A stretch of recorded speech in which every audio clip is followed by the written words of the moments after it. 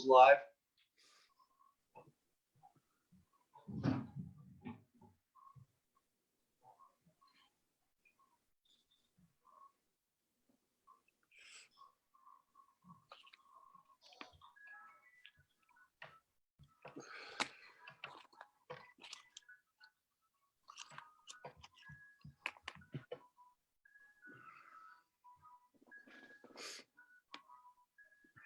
Okay, guys, hang on one second. We're almost live.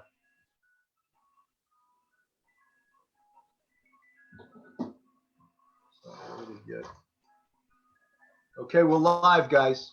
We're live. All right. Yo. It's 7 o'clock already. Okay, so Yeah, here we go. We hit it right on the button. What's up, everybody? And welcome to Police Off the Cuff After Hours. My name is Mark DeMayo. I'm your host. My co-host is here. What's up, Bill Cannon? I feel great because I got a haircut today, man. I had to go to an undisclosed location to go to a secret barber to get my haircut. You believe that? All right. It looks nice. They did a good job. Yeah, thanks. Hey, so here we are, man. We're all gathered here. You know what? I'm going to close my door for 1 second because Mr. Softy's outside. I heard that shit. I thought I was imagining it. I heard the Mr. Softy song. Would you have to go to an after-hours joint to get your hair cut? No, I actually went to Rockland County to one of my wife's friends. She cut it in her yard. It's ridiculous. You know, all right, we're back. We're back. So without further ado, we're going to introduce our guest. He's a retired NYPD first grade detective. And then after he retired from the what? Never got first. One rank, he was second. Oh, second grade detective. Bill told me you were first grade. All right, whatever. I should have been a first grade. You're a great detective anyway. So, and afterwards, he went on to be one of the co-hosts and stars of The Dead Files. He's a homicide detective, and together with a medium, they combine their six senses to investigate haunted locations where deadly crimes were committed. And without further ado, what's up, Steve? Nothing. Dischiavi, what's up? How are you, Steve? Steve, you know something? In New York City, almost every building has a deadly crime that's been committed in it. You know, a lot of business there. You could do 16 seasons just out of New York. Yeah. So, but not all our cases have anything to do with crimes. It's just haunted stuff. But that's the only time I get to really enjoy the investigation is when I know there was a homicide in the place, or if there was something around it that had a homicide. At least I get to talk to cops about it. And, so you go to these houses. I was watching a little bit of it, and you go to these houses. Basically, she goes in first, or what? You go in separate. Yeah. She picks up her vibe in the house and everything that she feels, and then you come in and you what? She doesn't have a vibe. She actually sees and talks to dead people, like that kid in that movie, The Sixth Sense. Okay. She does exactly that. She collects all this these feelings that she has, and she talks to them. And then you also go in at a separate time, and then you go around, you do an investigation, basically. Yeah, my end of it's all pragmatic. It's like doing a homicide. You know, the victim is the client, and it's like doing anything else. It's background research, right? So it's basically doing anybody that died on the location is where I start. Okay. Deeds, research, all that crap. Like when you do a victimology during a homicide, which anybody that's worked a homicide, you know what the hell that is. Right. You ever get an eerie feeling when you're in one of these houses that you feel like a ghost is there or something? You know, I get that question asked to me all the time, Mark, and it's, you know, I get an eerie feeling when we go into a building looking for a guy, and I know he's got a gun. I mean, Billy, you and I have been in that situation more than once. So you never had to, you never had to like collar a ghost or something? No collaring on the ghost. I don't feel anything. No, I'll empathize with the people that live there, and I'll be like, yes, a creepy basement, but I'm like, unless there's a guy shooting at me in his basement, it's a basement. You know what I mean? Steve, how do they pick the houses? Because you go all over the country, right? Yeah, well, we have a website now. We got, I think now we're up to 8,000 submissions.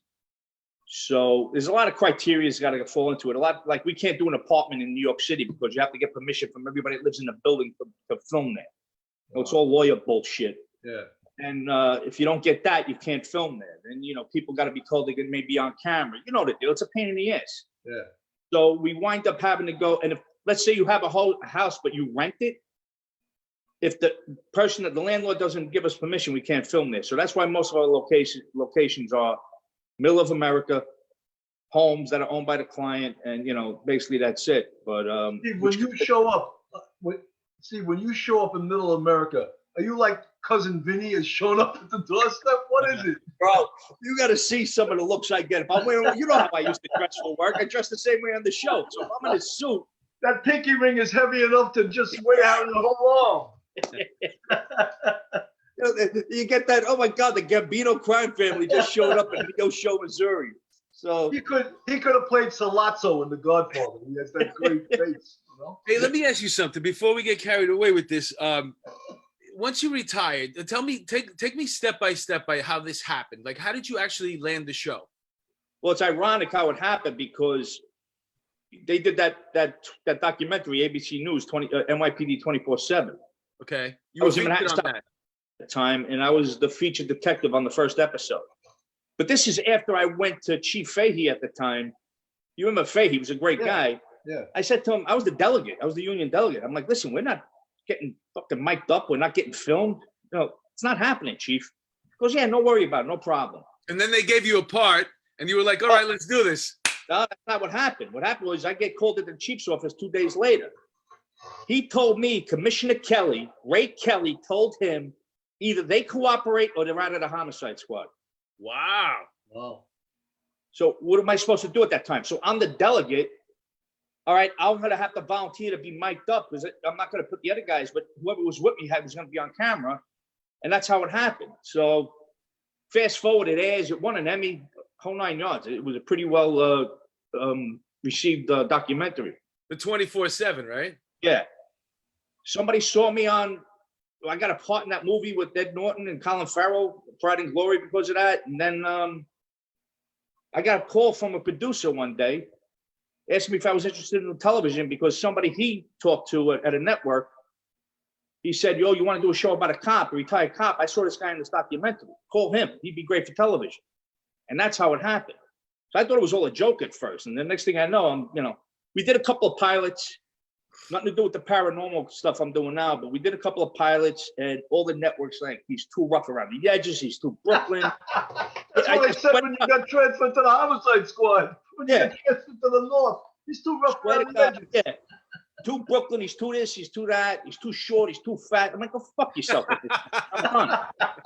Because we had done a couple of pilots, and then I'm like, then I wind up working for Merrill Lynch. I was working in their fraud unit, and then he called me up about doing a pilot for, this paranormal thing. I'm like, you're out of your fucking mind. I'm not doing a ghost show. Are you crazy? I mean, Billy, you know me. Would I ever even consider doing anything like on a ghost show? I mean, the way they're done. But then we talked about how we would do it. And I would just be the pragmatic side of it and not walking around with a flashlight going, ooh, all that bullshit.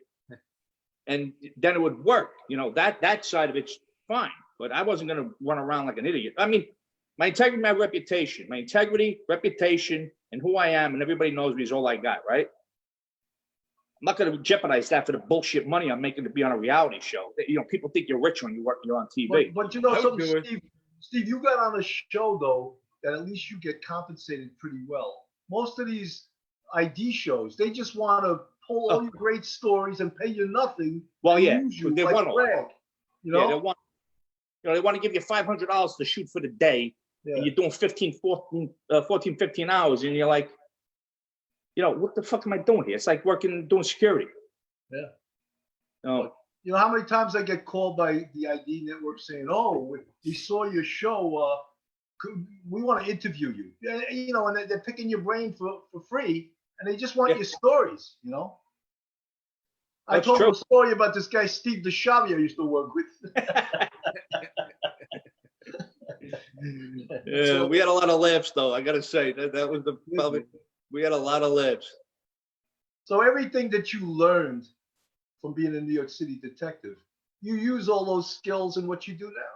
Yeah, I mean, it's the same thing. I mean, I don't have a dead body, but the client, it's like working a robbery case, right? Yeah.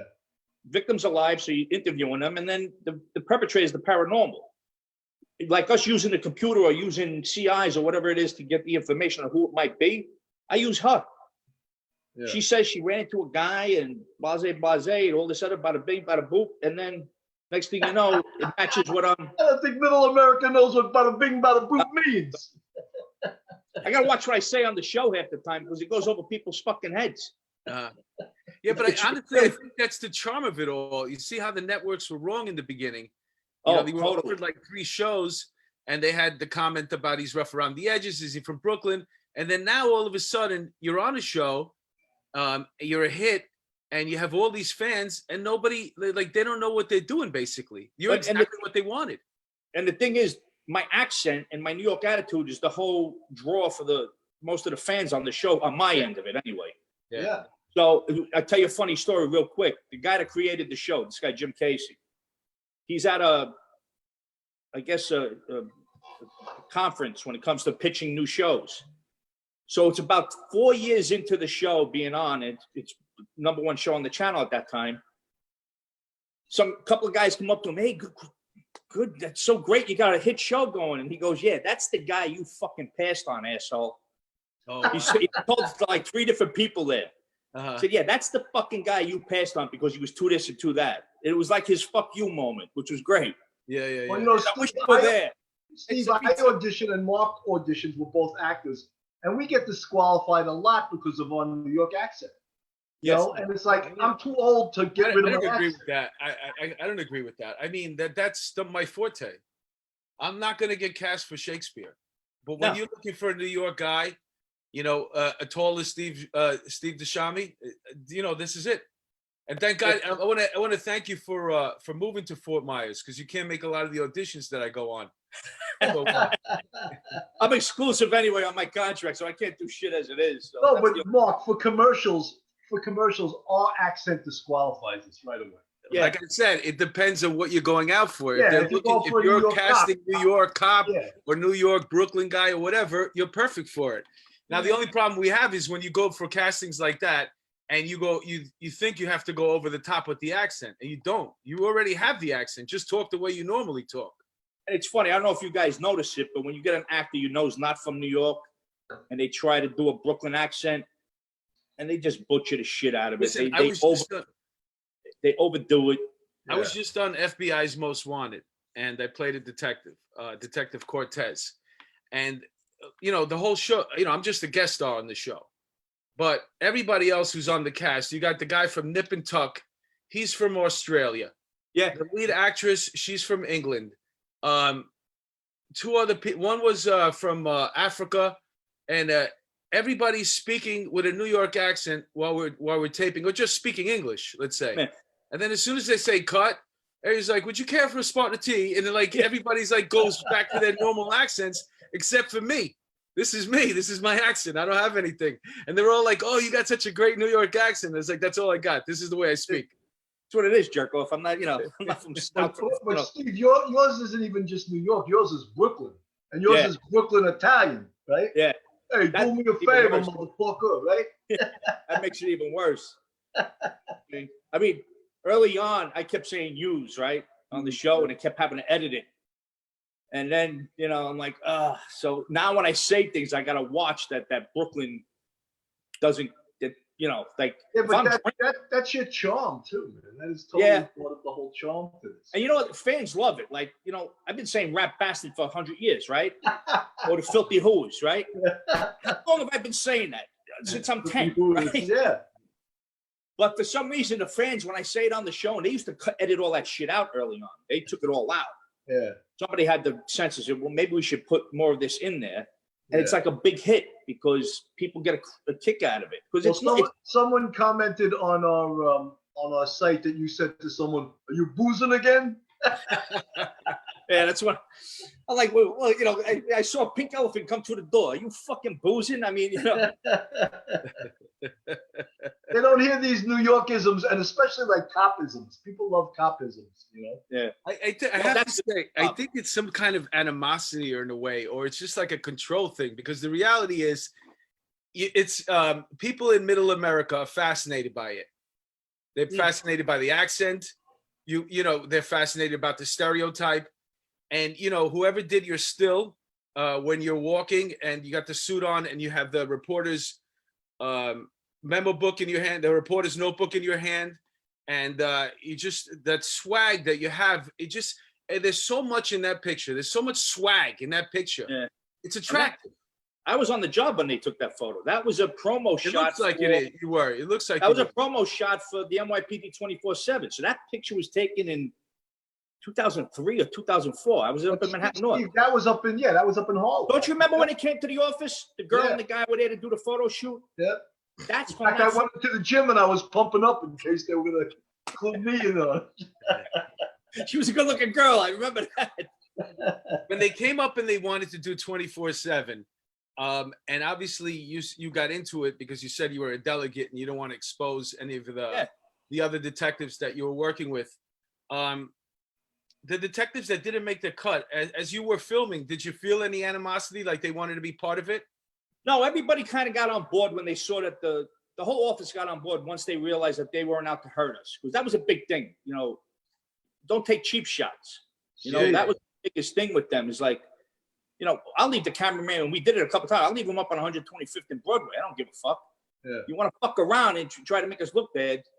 But they made us, what they did was they came into the office, they made us see a couple of the, you know, first cuts, just to show us that they weren't trying to show anything bad, you know. And, you know, basically, if we walked into an interrogation room, I unmiked myself, so they couldn't hear what the fuck I was saying half the time anyway. And when I thought it was nothing major, you know, because this fucking homicides we're investigating. It's not Steve, by the way they edit it, they can make you look bad or make you look good. But we all know that, 100%. So, you know, we had another guest who was on NYPD 24/7, Lieutenant Vic Hollyfield, and he was the guy who threw the keys up on the car. Remember, he did a couple. Kelly lost his fucking mind. Yeah. Kelly lost his mind when they had mine because of the cursing. I mean, it's the streets. Oh, when you said you made a comment, you said, "Welcome to New York." Oh, the girl, she goes, "Oh, you moved there yesterday." The girl got stabbed. I go, "Well, yeah, welcome to New York." I don't think he liked that either. That wasn't good for the tourist bureau, you know. When I move from Wichita, this is what happens. Fucking New York. Hey, welcome to New York. Now go to fuck home. That's right. All these pioneers come with their covered wagons. All of a sudden, the Indians start shooting fucking arrows at them, you know. That's what's happening now. All these young libs are moving to New York City, and all of a sudden crime is coming back, and they're like, "Oh my God, I guess I'm not a liberal after all." Yeah. Well, what's a Republican, right? A liberal that got robbed. Yeah. Exactly. The change is flipping. So, but, you know, how many I missed the job. I missed the clowns, not the circus. But, hey, how many seasons are you in on the show there? Like, what is it, 12, 14? We just started filming season 13. We did 2 episodes when we got shut down for this China virus. And that's right. I said, I love it. China virus. Well, where did it start? Wuhan. Did it happen at Wohop on Mott Street? Well, where did the West Nile virus start? On the West Nile. How come it's okay to say that? Yeah. You know, I don't get it. They're piling up, though. You had the Hong Kong flu. You also had the Spanish flu, which originated also in China. The reason why they called it the Spanish flu was because the King of Spain got infected by it at the time. They thought he was going to die. It didn't originate in Spain. But you got like I just named 3 pandemics that started off in China. So they're for some reason they're the origins of these things. You know, somebody got all bent out of shape because I did a video after we were locked down for a while, and I'm like, you know, we're all dealing with this corona bullshit. And they took it as I thought the fucking virus was bullshit. Like fucking brain dead. This is what liberals think. Fucking brain dead. Talking about how dare you think that this virus is bullshit. This is serious. People are dying. Who the fuck said anything that it wasn't serious and people weren't dying? I just said this is bullshit. Because we're the ones got to deal with it now. These fuckheads started it, and now we got to deal with it. So, well, you know what's interesting? There was a cop. He posted a video. He wasn't a New York City cop, but I don't know where he was from. But he felt comfortable enough. He's sitting in his cruiser on patrol, and he did this whole video about how, you know, as a law enforcement officer, you know, let's not trample all over people's. I saw that rights. You know what I'm saying? The social distancing and all this stuff. And they fired him. Yeah, I saw that. But now, Yeah. Now he's been offered. Supposedly he has a lot of job offers now. This guy.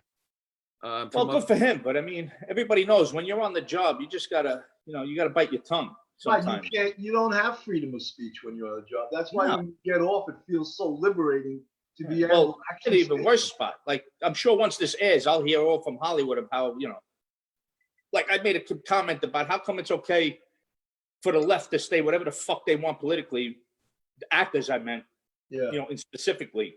How come actors and actresses on the left can say whatever they want, but if somebody on the right that's an actor or an actress says something, you're chastised? And I'm like, how the fuck sometimes is they that? blackball you, Yeah. Well, it goes across a lot of different lines. For example, when they're talking about this coronavirus, if you have a difference of opinion, you could be a doctor, a good doctor, a great doctor. But if you are not falling in line with Fauci or WHO, they'll take your video off of YouTube. Yeah. This And two doctors from California sat there and they gave basically their opinion. And as about the coronavirus, and these are doctors who are working on the front line. And what happened was the video started gaining a lot of, it went viral, and YouTube pulled it because it wasn't following what Fauci said. This isn't the funny me. thing is, they had all the statistics in front of them as they were doing this. It's not like they were making up stuff as they went. These were, CDC stats that they had in front of them that they were quoting, and they still gave them hell. It just goes to show you that there's more to this.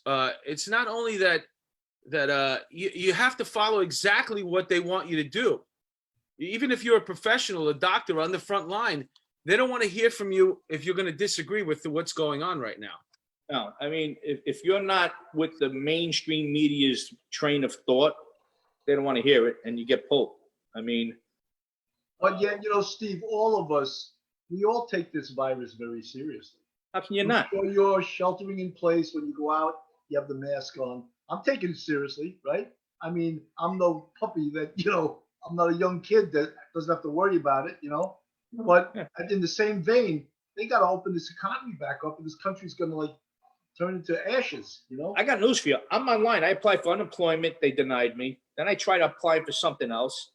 Then I tried getting a loan because my ex-wife still got to get paid, regardless whether I'm working or not. So I'm dealing with that. And it's like, well, I don't know how long. I don't even know if I'm going back to work.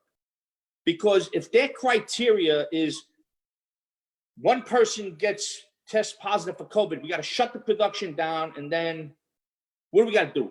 I'm going to be stuck in Toledo, Ohio for 14 fucking days? That's right. Not finish an episode and still not get paid because the episode's not complete? What are you out of your fucking mind?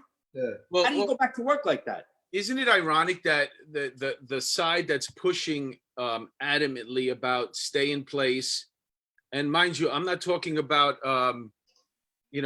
just going back to 100% normal. I'd love to follow the guidelines in the future for as long as we have to, but I think as adults we have to. If you walk, for example, if you walked into a restaurant before all this happened and you saw a rat, or there was a big hole in the floor, or something didn't smell off, or something, would you eat there?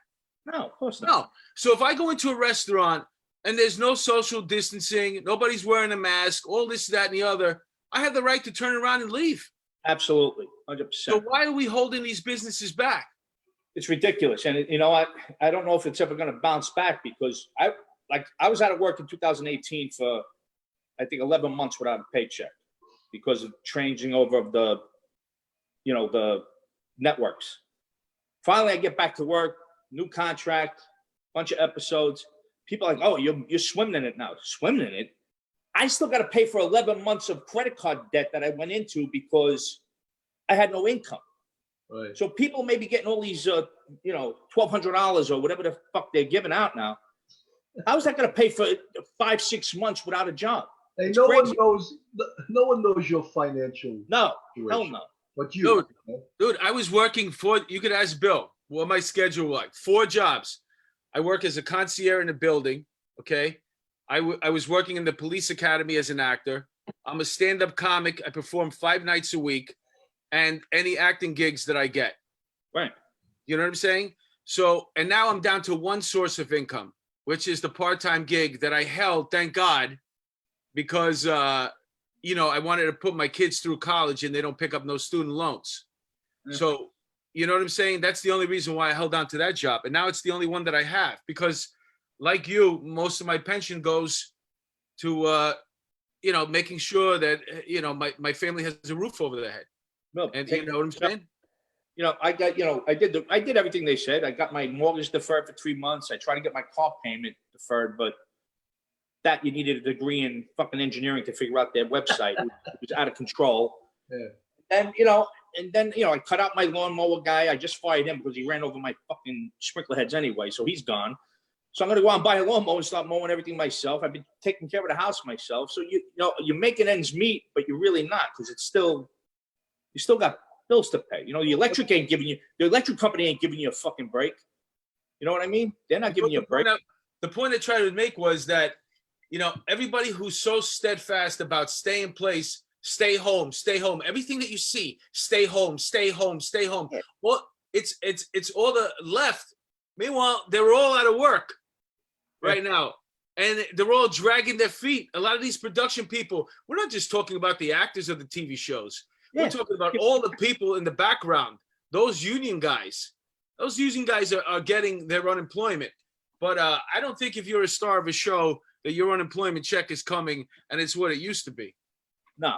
And it's funny. We're talking about like how people aren't taking this serious or they're not doing what they're going to. I go out. As a matter of fact, I posted a picture on Facebook, on Instagram the other day. Me and my buddy Ray were out at Home Depot and we had our masks on. And everybody's like, oh, a great looking mask. There's that one douchebag. Oh, you're a conformist. You're a conformist. You got your mask on. I refuse to wear a mask and I'm this and I'm that. I'm like, go fuck yourself in front of Macy's window. I don't give a rat's ass what your opinion is. Go fuck All I'm doing yourself. is follow fucking guidelines, jerk off. You said it's go not fuck that yourself in front of Macy's window. Yeah. And the other day I'm in fucking Target, right? I get ready to get something. I get online and they have those fucking spots where you're supposed to stay, before you get to the register. Uh-huh. So I'm 6 feet before this fucking kid with his no mask on, nothing, tries to cut me out and go, where the fuck are you going? He goes, oh, are you doing that safety thing? I'm like, no, jerk off. I'm here to kill the great white fucking buffalo, you idiot. What do you think I'm fucking doing with a mask on? And he looked at me like I had 7 heads. Like he didn't get the fucking, that was trying to fucking call him an asshole. You know what? I understand that because you're in Florida. In New York, everybody complies and it's like robots. And also too, when you go shopping in the supermarkets, there's an arrow. It could either be on the floor or above you, and you're supposed to go down for the arrow. We have that here. I made the mistake. Like I didn't know they were doing the arrow thing. So I just went down, and then somebody goes to me, "You're going the wrong way." So I thought I was going the wrong way, like on a highway or something. I'm like, "What the fuck are you talking about? I'm going the wrong way." So then it dawned on me. So now what do you do now? You got to bang a U-turn and go back with everybody else. I got to go around to just get that thing I wanted. Well, it's funny. We have that here. Florida's not as bad. The virus hasn't hit as bad as New York City or New York State. No, I don't think anybody's as bad as New York City. I mean, but then again, think about it. You and I have been in the projects in Harlem and in Washington Heights. How do people social distance when there's 100,000 people living in one building? No, they don't. It's impossible. Those How elevators, do you get on the elevator those elevators are enough for you to catch Ebola and beriberi and fucking rickets and every other disease. I mean, the only thing you can do is maybe wear a mask, and that's it. But still, I mean, you can't social distance. I think in the inner cities, distancing not making sense. In the building that I work in, you're only allowed one person. They have there's 3 elevators, but it's supposed to be only one person per elevator. You can't do that in the projects. No. One elevator. It goes up to the freaking 16th Imagine floor. these people, they're out all day, they want to get home. The guys working construction or whatever the fuck they're doing, they're getting home, they want to go home and go to bed and go eat. And they got to wait for fucking, and we know those elevators, half of them don't work. Yeah. There's 18 fucking floors, 21 floors. I mean, come on. How people going to deal with that? At least down here, people, it's pretty wide open down here. So it's not that bad. But like even the golf courses, talking to my friend Vito, who lives over in Miami. Now they got hit bad, really bad. He actually lives in the city proper. And he says, oh, come on over, we'll go golfing. And he goes, but you can't stay in the clubhouse without a mask. And once you finish golfing, you have to leave. Nobody can touch your clubs. And it's one guy in a golf cart. So you can't even have your friend next to you while you're driving. You got to drive yourself. Steve, what was your friend's name? Vito. Vito? What the fuck? You don't hang out with anyone else unless they're Italian? What the fuck? I think you know Vito Bonsante. You know Vito. The 13th. Yeah, my boy Vito. I was gonna say something, but now I forgot about the that social distancing thing. Fuck. I hate even using that word. It drives me crazy. Those two words. Yeah. There's nothing social about distancing, that's for sure. It's anti-social distancing. Why don't you just call it what it is? It's anti-social distancing. You heard that you heard Coogan's closed, right? Yeah. Our favorite Washington Heights bar that we spent many a night tipping a few. They closed. It's heartbreaking. Matter of fact, when I did a thing on the show, the network sent out somebody to do a day in the life type of thing. So our last stop was Coogan's. And I had Peter was on, David was on, a couple of bartenders and the girls that usually waited on us when we ate there. So I was like, oh man, I can't believe this place closed. We had Dave Hunt did a show for us. He did 2 episodes. Oh, did you? Yeah, he was great. He was great. It was like New York history, you know. Yo, Dave. As a bartender down in Greenwich Village, you know, worked his way up with the Pete's Tavern. And then what was it, Boxes? What was the place? Jimmy Days. Before Boxes. You're right. Yeah. It was Jimmy Days before that. But before it was Boxes, but it was he bartended there. Yeah, but he actually then worked at Pete's Tavern, which we've been to many times. I tended bar there years ago. He tended bar there too, and then he took a shot at Coogan's with Peter Walsh. You know. Yeah. We used to go to a place. What was the place you took me to, Billy? On Upper West Side, the guy always had Johnny Cash playing on. Drove me fucking crazy. That was a young bartender, but he was really into Johnny Cash. I remember we used to go to Carlton to see Norman, remember? Yeah, he did, yeah. That was a nice place, man. Yeah, it was. We couldn't afford to drink there. No, we were like, oh, it smells good. Let's go. You know when the bathroom has a stall at a private door and it's like encased in granite? That's an expensive place. Yeah, that's a place I like. Yeah, hey, Billy, we're gonna get the fuck out of here. We're gonna wind up getting thrown out anyway. We might as well leave now. Unless it's OTA, we couldn't drink there though. Yeah, no, exactly. Oh, you know what I want to say? I wanted to say about the beaches in California. Because we were talking about, so they opened up some of the beaches again, but you're allowed to go in the water, but you can't sunbathe. So you got to run in the water, stay in the water as long as you want, and then when you come out, you gotta start walking. You can't like sit down and catch some. The whole thing is just ridiculous. They're making it up as we go along. Yeah. Well, you know what they did here in Naples, Florida? They opened up the beaches, and because all the beaches in Miami are closed, it's an hour and a half drive to Naples. Everybody from from Miami came here, and they didn't social distance. It looked like Coney Island on 4th of July. Yeah. That's how packed it was. The fucking city shut the beach down because you had all these people from other counties coming in. So I think what they got to do is if you can't show proof that you live in the county or that you're there visiting on vacation, and you shouldn't be allowed to, listen, I'm sorry your beaches are closed, but don't come fucking destroy my beach. Now I can't open mine because you jerk-offs can't fucking keep things straight over at your side. Nah. You fuck over in Miami and leave my side alone. Hey, Steve, I'm listening to you. I feel like I'm back in 3280 Broadway on the 6th floor with you fucking going off on everything. What happens in New York City when the heat wave starts hitting and no pools are open? How many cops? We got 30,000 cops. What are you going to take the whole department and put them in to cover Rockaway, Brighton Beach, Manhattan Beach, Coney Island? What are you going to? How are you going to? Everybody, you're going to get on the beach? They're not going to lose control. There's no way in hell that in an inner city it's going to ever not go back to the way it was, because no matter how much you try to conform to, like this jerk off in Target said, "Oh, you're doing the safety thing." A fucking moron. He was like 24 years old. You a fucking moron. And he looked at me like I had 7 heads. I'm like, but you know something, Steve. The police should not be in the social distancing. no, not at all. Listen, I saw a video. I don't know if it was bullshit. It might have been bullshit, but there was 3 kids on a roof, and there was a helicopter flying over, and they started saying, to social distance. Somebody comes up, a cop with a dog. He's got an AK-47 on, whatever, a big rifle, and there's a helicopter, night vision. A guy coming up. The building is surrounded. I think it had to be a joke. That can't be right. Yeah, for 3 kids on a roof. Fuck. Yeah, I hope that was. You see the kids sitting there. Then they stand up when the cop comes and he's got his gun, and they're all like, "Oh, all right," and they take him off the roof. You know what? Some of these videos, they're doing what they're doing is people that are fucked up. They got nothing to do all day. They're getting videos from fucking 10 years ago, and they're fucking flipping them in and saying, "Yeah, this is what's happening with this is how the cops have been enforcing social distancing." You talking about the nightly news? Oh yeah, talk about the news in general. That's what they do every day. Every day they take a picture or some fucking graph from 10 years ago, and they say it's happening right now. No, you got to be careful with social media because people just want to, light your fuse, and get you pissed off, and they put stuff on there that infuriates you, Yeah. Well, a lot of people get their news from Facebook. How the fuck do you get your news from Facebook? Actually, you can't get your news from TV anymore unless you listen I used to get my news from NYPD Rant. That's where I got all my news.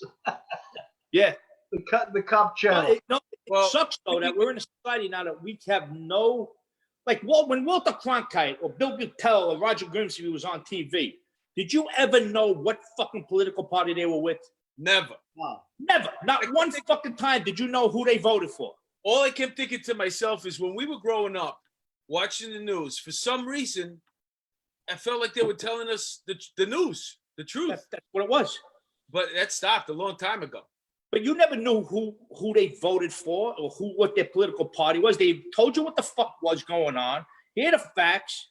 Take it and go with God. That was it. Go on CNN right now. There's not one story about Obamagate, Michael Flynn, the redacting of the names. It's like it's not even happening. Yeah. Well, and then if you go to the Fox, it's everything but that's all it is. So you can't get that middle of the road. Just give me the fucking news. What's going on? I don't want your opinion. I don't care what you think we should be, showing. What's happening in reality? Just tell me what's the truth. And you can't get that anymore. Steve, Mark hit it on the head. A lot of times the news, through omission, by not reporting things, there's a huge bias. Something could be a huge story. Let's not report it because that goes against our narrative. Look at Tara Reid. Look at Tara Reid, for example. This girl right now, it's like if you look at some networks, they never talk about it. And the story's building and building. So now they have to start talking about it because now they're being left behind. Yeah. No matter which way you want to cover it, you still got to cover it at some point. Well, I tell you the truth, the only news I watch down here, we have a station called Wink News, and it's Fort Myers, Cape Coral, Estero, Charlotte, Port Charlotte, this whole area, Southwest Florida. And their main thing is facts, not fear. That's their reporting motto, facts, not fear. So they just give me the facts and that's it. None of this fear bullshit. And if something's not right, they'll report on it. So that's the only news I can watch. I can't trust ABC. I can't trust these other stations. You can't go to CNN or MSNBC because you're going to get a total left thing. If you go the other way, you're never going to get the facts either way. Well, let's talk about Rachel Maddow, right? She was like, that'll be the day that the fucking Trump sends a ship here at the New York Harbor. 2 fucking days later, a ship is coming to New York Harbor. Nobody said a fucking word to her about that. Nobody said a word about. You know what, though? Honestly, though, if you wanted the wrong information, she's always wrong. She's consistent, though. And she still has a job. I don't get that. I don't think they care. I think their job is to distract you, to give you different news. So they'll give you everything. Jennifer Aniston without makeup. You know what I'm saying? Which I looked at, by the way, and she looks great. She looks great regardless. Shit. But I wanted to talk to you about since you're in Florida. I don't know if you're aware of this, but the lady who is the head of our I don't know, what is she, Bill? The health department. The health department over here in New York City. Yeah, we got it out. Our 1013 club is pretty big down here. Trust me. Email went out. So before this all happened, you can watch the video. She's this is like in the middle of March. She's telling everybody, I better see you at the St. Patrick's Day parade.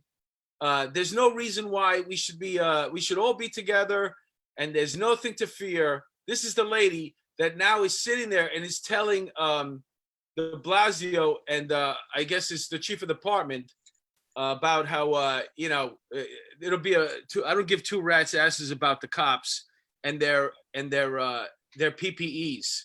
Yeah, no, Chief Monahan asked for 500,000 face masks, for the cops. And she goes, I don't give a rat's ass about the cops. Yeah, could you imagine someone saying that's a member of government? Yeah. Well, look at the government. It's nothing but a liberal-based government in New York City right now. It's just totally left. They can care less about law enforcement. They can care less about first responders. All they give a shit about is themselves and their agenda. That's it. Yeah. So I'm not surprised by it at all. And she's been a little flaky for years, this woman, from what I remember. So I never saw her face before until she's a brute too, on top of everything else, So what was that Italianism you just used? A faccia brute. Faccia brute. How about I love the word shadrul. She's a shadrul. General. It's funny though, because with my crew, they're all from all over the country, but they live in LA, so their world is very LA. You know what I mean? So their world is very narrow-minded. It's very LA, which we all know what that is all about. Yeah. But I love the crew, but sometimes I'll say shit and they just look at me like I'm a farm animal. I'm like, what do you understand about what I just said? But Steve, you used to say some outrageous shit that even cops would go, what the fuck did he just say? I used to get that look from cops too. You're right. Oh man, we did have our laughs though. I tell you, we had some team. You just said that, Steve. Where did you first start working? In Brooklyn? Where did you first I was in Brooklyn North in the A4, and then then I wound up in Brooklyn South Narcotics, and then got my shield in narcotics, and I wound up in the 3-2 squad for about a year. When were you in the 3-2 squad? 95, 96. Oh, that's when I first came to the bureau. Yeah, I was with Tommy Trezor, Eddie Clifford, Drew, Eddie Drew. I didn't know you were a detective in the 3-2. I didn't know. Yeah, my first case was a fucking homicide on 145th and St. Nick. My very first fucking case. Everybody else is getting aggravated harassment, assault twos, and I'm getting fucking homicide. For people across that are fans of Steve, the 3-2 precinct is Central Harlem. It used to be known as the Tomb of Gloom. It was one of the most violent precincts in the city. Right? Yeah, it was pretty bad. I remember showing up now think of it. I worked in Brooklyn North, and the ghetto's in Brooklyn South. The next thing I know, I got to drive an hour and a half to get to another ghetto. And I'm like, I pull up to the block. All the buildings are burnt out. The station house is basically the only building that's got living life in it on the whole block. And I pull up. I'm like, why the fuck did I have to get transferred here when I could have stayed where I was? It's sort of same shit. Who the hell did you piss off to get transferred from Brooklyn to Manhattan? That fucking asshole, Antonson. Remember Antonson? Oh, yeah, I remember him. That jerk off. They were cleaning house up in fucking Borough, up in 3-2. And he's like, was me and Kenny Sylvia both got transferred up there and we both lived in Staten Island, both Brooklyn guys. Yeah. What the fuck you sending us to Harlem for? But, it is, and I wind up ending my career up there. So it doesn't really matter. Hey, but the North was the best, man. Oh yeah, I never really fit in, and I hate using that word, like the white neighborhoods. I never fit in the more affluent neighborhoods. Like I didn't fit working as a cop, and because when I went to the 10th, half of it was pretty affluent, the other half was bullshit ghetto. Yeah. But I'm like, yeah, these people are pissing me off. They're complaining about fucking nonsense. Like, what do you got? Skateboarders on your fucking block? What do you got? You mind people getting shot 3 blocks down? What's wrong? The biggest complaint in the affluent neighborhoods were delivery guys riding their bicycles on the sidewalk. That was the biggest complaint. I mean, we're getting people shot and killed up in Harlem, and you're worried about a fucking delivery guy riding on the sidewalk. The Chinese delivery guy leaves his bike right in front of the steps. Or remember, they're leaving Chinese menus in our mailboxes. That was a thing too. Yeah, they complained about Chinese menus It in was the mail. almost like social distancing back then. Chinese menus. We should have read this was what was to come. You know, some girl the other day, she said to me, "Oh, can you call 911?" I'm like, "Why?" She goes, "That guy's shooting up over there." It was a guy like in a doorway, like sitting down. He's shooting heroin. I said, "You don't have a phone?" Like, you call. What are they gonna do? And sure enough, the guy got up. He walked away like 5 minutes later. After he was just looking for a spot. Yeah, What are you gonna do? It's probably a city given syringe, right? Yeah. City probably gave him the syringe. But just the audacity is like, oh, I'm not gonna call 911 because I don't want you calling me back. Yeah, and having to I'm deal with good to do that. Yeah, but you waste your time here. Yeah. And the guy got up 5 minutes later, walked away. He was good. Yeah, he made himself straight. He's on his. He didn't get too far because then he started dozing off. So he took like 2 feet, and then he just stood there for a while. Then he woke up and he walked another 2 feet, and then he did this for a while. The knock on nod. I thought he went to his job at his law firm. Oh man! Hey, Bill, why don't you read off some of the people that are tuning in right now while I refresh my drink over here? Mary Riesling, you know her, Steve? She's all over this shit, man. She loves you. What's her name? Riesling. Oh, I love. She was a client. Yeah, she's absolutely she adore her. All these women love you, Steve. You know, they love hearing your fucking Brooklyn accent. They love, I don't know. They say you're a man's man. I don't know. Someone on here actually accused me of being gay, like I was in love with you. He was in my fucking team. Whoever said that, so fuck you. That's right. We shared many a long nights on the fucking. That's in the right. ghetto. We chased many a perp inside. We woke up many a homicide perp at 4 a.m. at their beds. Yep. How dare you, Dead Files fans? Fuck you. Oh, don't say that to my fans. I was with a real police, with a real popo. I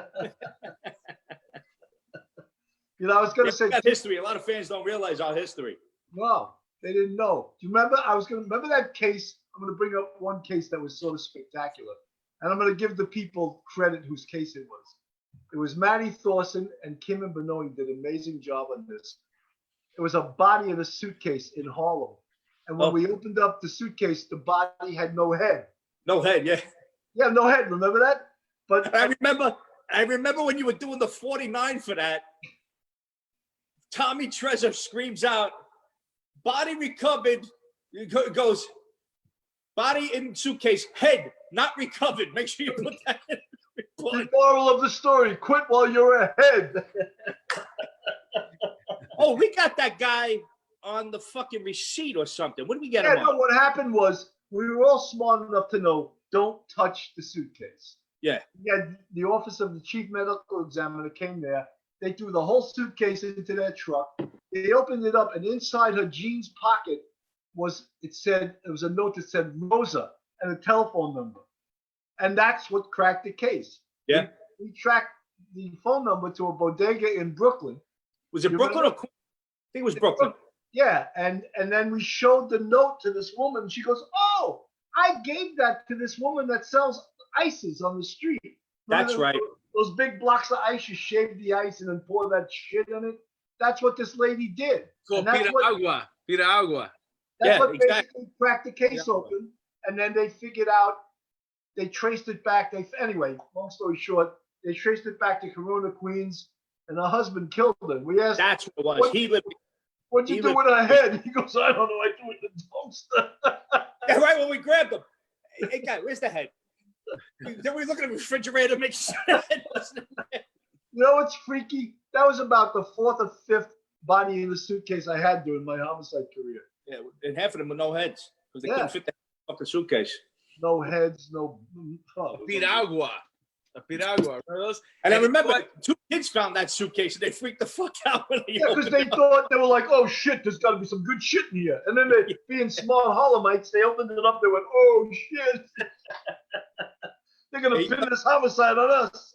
They cut her up nice. It was the middle of the day too. It was the middle of the afternoon we found that body. Yeah, unbelievable. But the 3-2 squad, they didn't flinch because they expect shit like that. Yeah, we did a good job on that case though. I remember you and I followed up with the number. That's how we found out who the fuck it was. Yeah. But then I remember we got yelled at for making too much overtime. Ugh. I remember I was probably in the 2-4 squad, or maybe it was the 2-6 squad. And I remember you coming down and helping me with a case. Probably 2-4. Yeah, I remember. I was in the 2-4 and the 2-6 squad. You remember that? You remember that? You coming down and helping me with a case. And I was so intimidated by you guys because I was new to the squad, and you guys with the suits and the pinky ring, and Bill Cannon used to wear that hat, that Popeye Doyle hat, and you help me here to say here. And when you guys would come, you just like come bursting through the door. You know what I'm saying? Homicide. What are you losers doing? Oh man. And you know something? You gotta have fun doing that shit. Oh yeah. It takes its toll on you. You know your body. Well, bro, how many times you worked through the night? 2-3 days straight with fucking no sleep. It kills you, man. It knocks the shit out of you. You know. That's why I laugh when people are like, "Aren't you afraid going into these haunted houses?" You have any fucking idea what my background is, or where I came from, or what I did for fucking 22 years? I mean, like, I don't think it gets in their head that. Guess what? My life was a lot more dangerous before I did fucking TV and started hunting. Yeah, but you know what? There's a lot of hurry up and wait in TV too. What's that? There's a lot of hurry up and wait in TV too. Oh, so it sucks. That drives me. That part of filming, I think, is the most irritating for me. I can get shit done in fucking 3 hours with interviews and everything. But no, the sun's setting. We got to wait for this. We got to fucking lighting. Oh, we got to set up over here now. And I'm like, and I'm sitting around, jerking off for 20 fucking hours waiting for these guys. I'm like, you got to be kidding me. Let's go. Come on. That's why you make the big bucks. You used to say that about the bosses. That's why you make the big bucks, Sarge. Yeah. Fuck you. Hey, fuck you. Don't you have the money? That's right. You got the money. You got grade. Fuck you. You should do whatever they ask you to do. So, any word on production? Like, any word on when you guys gonna get back?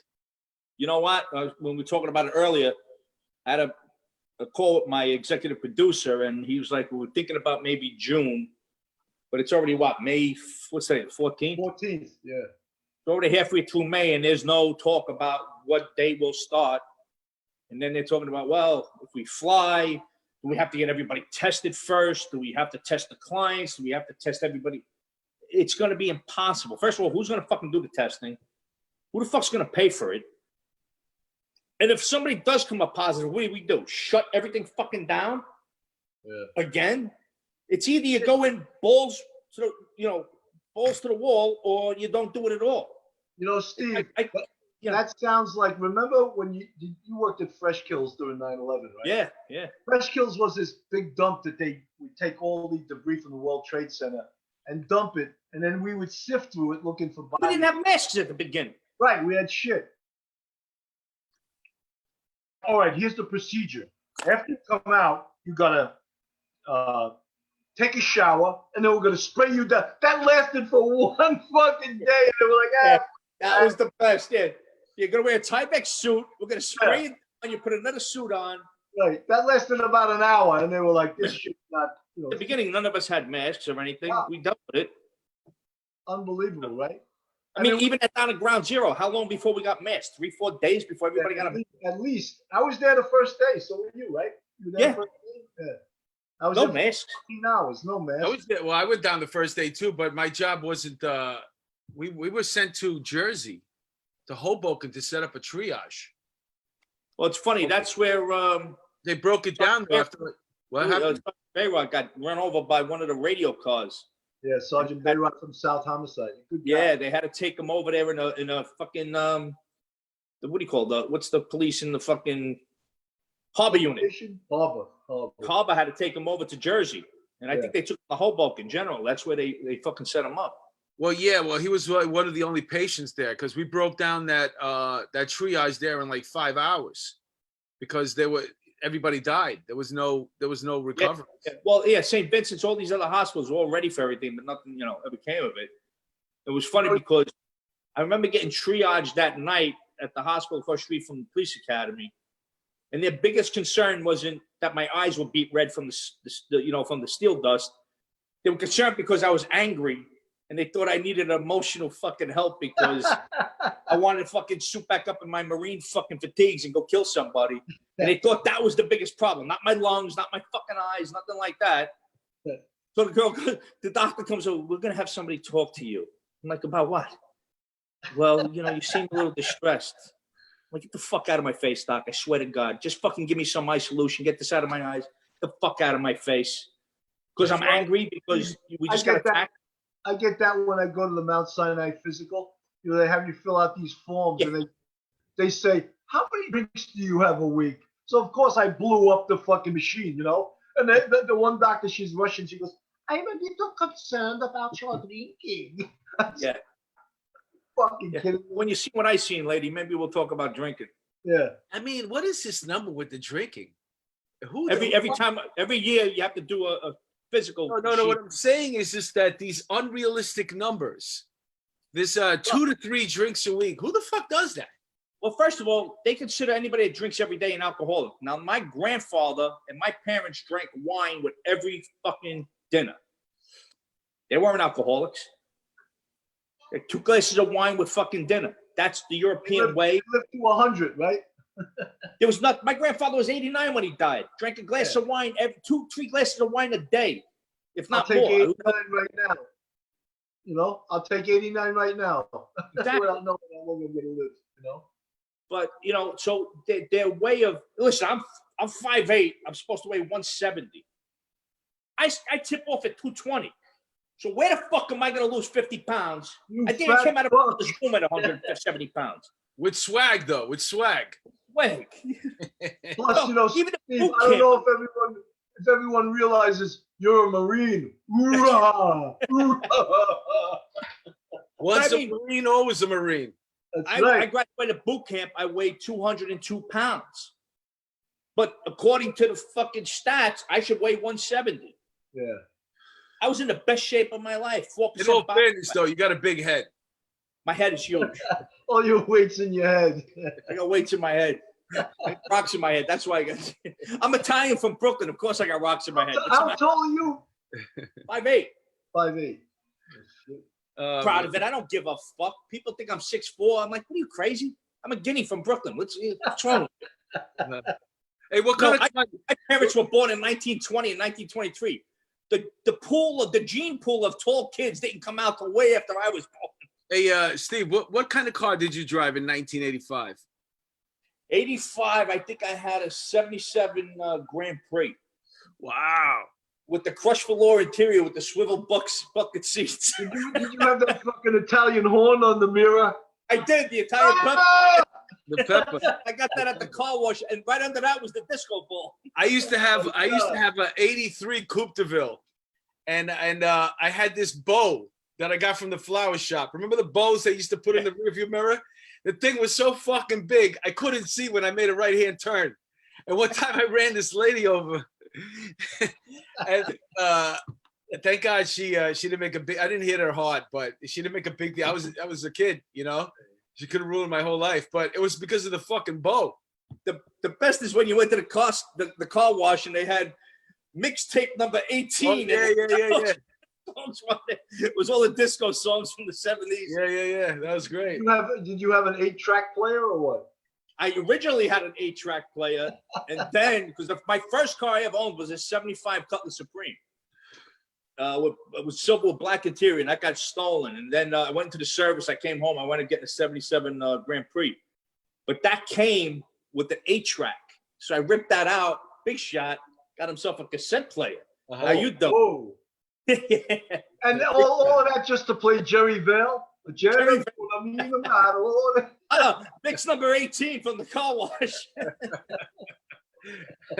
Frank Sinatra. Jerry Vale and Frank Sinatra tunes. You had to have the high fucking fidelity. But you tell people about growing up that way, they look at you like you're, there's something wrong with you. Yeah. You used to go down, what was that? 6th Street? You used to drive down there? 86th Street, yeah. Used to go through with the car? Yeah, Avenue U, 18th Avenue and 86th Street. That was where the car wash was. Right where the L turned onto the Utrecht Avenue. Yeah, I'm from Astoria. We used to take that ride over there once in a while when we got sick of Astoria Park. Yeah, people would drive and they call it the Cougine Lean because you drove like. You know something? When I had Trezor, Latrenta, and Karina in my team, I used to call them, when they go out, I used to call it the Cuisine Auto. Because all they ever did was go out to fucking dinner. I could never find them. I'd be like, where the fuck is the Cuisine Auto? You know? Especially Trent, all he cared about was dinner. I remember my last night on the job doing a 4-to-1. There was a fucking homicide suicide, that Chinese family in the 2-6 projects. I remember that with the coal, right? Yeah. Him and his wife and his 3 kids, he fucking put the hibachi. That's the case I remember you from. I was in the 2-6. So hibachi, right? So now I'm like, tonight's my last night on the job. Do I really got to look at 5 dead bodies, 3 of them being kids? So Latrenta goes, come on, fuck it. Let's go to fucking Coogan's, have a skirt steak. So I'm like, goodbye, dead bodies. See you later. You know what he says to me one night? He's working, right? He goes, hey, Sarge, he goes, I'm going to go to Queens and meet my family for dinner. And I go, Joe, go ahead and fucking do it. Just don't tell me about it. Because if something happens and something goes fucked up, I'm going to deny that you ever told me that. Yeah. Don't fucking include me in on your fucking larceny here. Joe was the best when he'd go hunting and go, yeah, I caught an 800-pound black bear. Yeah. No, he was taking a shit in the outhouse and he shot a 10-point deer from the toilet bowl. Yeah. I love that one. I was taking a shit in the outhouse and I seen this 800-pound black bear. I'm like, Joe, from what I know, they only get about 250 at best. Like, how do you have the only black bear that weighed 800 pounds? And then you shot him in dinner. He's in Isla Morada right now in Key West because he couldn't make it back home and he's fishing. You know what? He fish every day. He had messaged me on Facebook to see if I was going to be able to get down there, but everything shut down. Yeah. I was like, oh, fuck. It would have been fun to see him, though. That would have been like a fucking Italian Mardi Gras down there. Fucking character. I go, Joe, what are we doing here? He goes, oh, that's right. It's your last night on the job. Let's go. What do you say, cuz? Let's go to Coogan's, get a skirt steak. And my last night on the job was looking at 5 dead bodies and then a fucking steak dinner with Joe. You ever eat dinner with that guy? Oh, yeah. He holds court. He has to be the one to order. And he holds up his hand like this. We'll have 2 dozen baked clams. We'll have, Billy, what do you want? What do you need? You know? Like, he holds court. And I was like, oh, I guess it's not even rehearsed. That's what you do with your family. You know? Yeah, he's out of his mind. But tell you what, we had a cast of characters, but everybody we worked with, probably some of the best detectives in the world. As far as I'm great, man. We had a great look. Our team, we had the A team, right? Yeah. And that didn't stand for the alcoholic team. That was the A team. No, we really did. There wasn't anything we couldn't handle. No. Nothing. I used to see when we go to a scene. A couple times we worked with Major Case and the Hate Crimes Task Force, and after a while they'd come and work with us. And then after a while it was like, you guys just go out and get us some coffee and donuts. Yeah.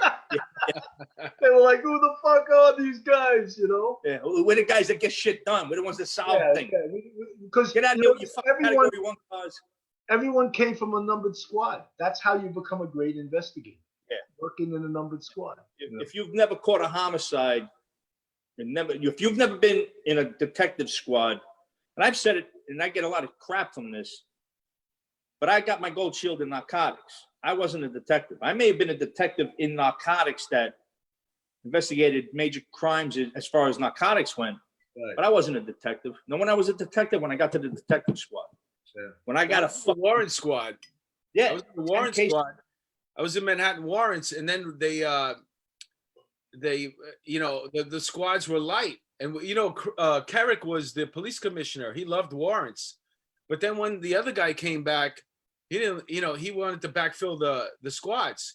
So he got rid of, he brought back, we had 140 people in Manhattan warrants. And he brought it back down to 40. And 100 other people had to go to squads. Nobody wanted to go. And then it's not a place to be. Who wants to be in the fucking squad? It's basically patrolling a suit. When you think it was about 5 years there. It was torture. I wanted to drive my car into a bridge abutment every day. Well, especially when you got 30 fucking cases and, they're breaking your balls about 30. I had 70. Well, you know what I'm saying, just for argument's sake. I mean, I had to hide my cases up in the drop ceiling because we had a drop ceiling in the robbery room, and then they would always. well, my lieutenant used to come in there and read the cases. that's what I'm trying to tell people. I mean, you may have a gold shield. You may be a detective. You're not a detective till you're in a detective squad catching cases. Yeah.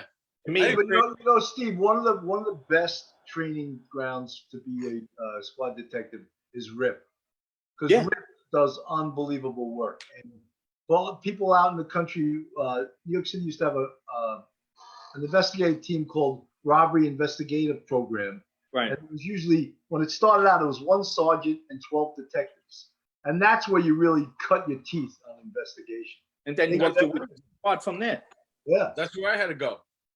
That's how you really learn how to be an investigator. RIP was where it's at, you know. And when I was in the 2-4 RIP, which was a suit and tie RIP, I got transferred to the 2-3, and all these guys are dressed down in jeans and sneakers and shit. I was like, Patty Porteous.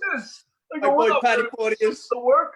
We're Jimmy's getting around down the and house. Patty, where's Patty? Patty. Yeah, Detective Pat, man. I was like, I don't think he even owned the suit, you know? Patty always had the Brooklyn North Cross. He never did his tie. He always came like this. He had that double-breasted suit. I was like, where'd you get that fucking jacket from?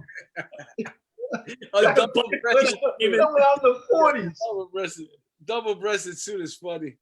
I tell you, 2-3 had a great. That was probably one of the most. I couldn't wait to go have to work with those guys because that was a great. The 2-3. I went there in 1997. I was there from 97 to 2002, and then I went to the homicide squad. I loved the 2-3 squad, man. Yeah, guys were great. Great squad. The 2-3 squad was a homicide squad. It really You was. had everybody. You had Charlie Freitag. That was a weird. Very well schooled. He lived over there in Stuytown. And that was a weird Billy squad. Dunn. Billy Dunn. He's still there.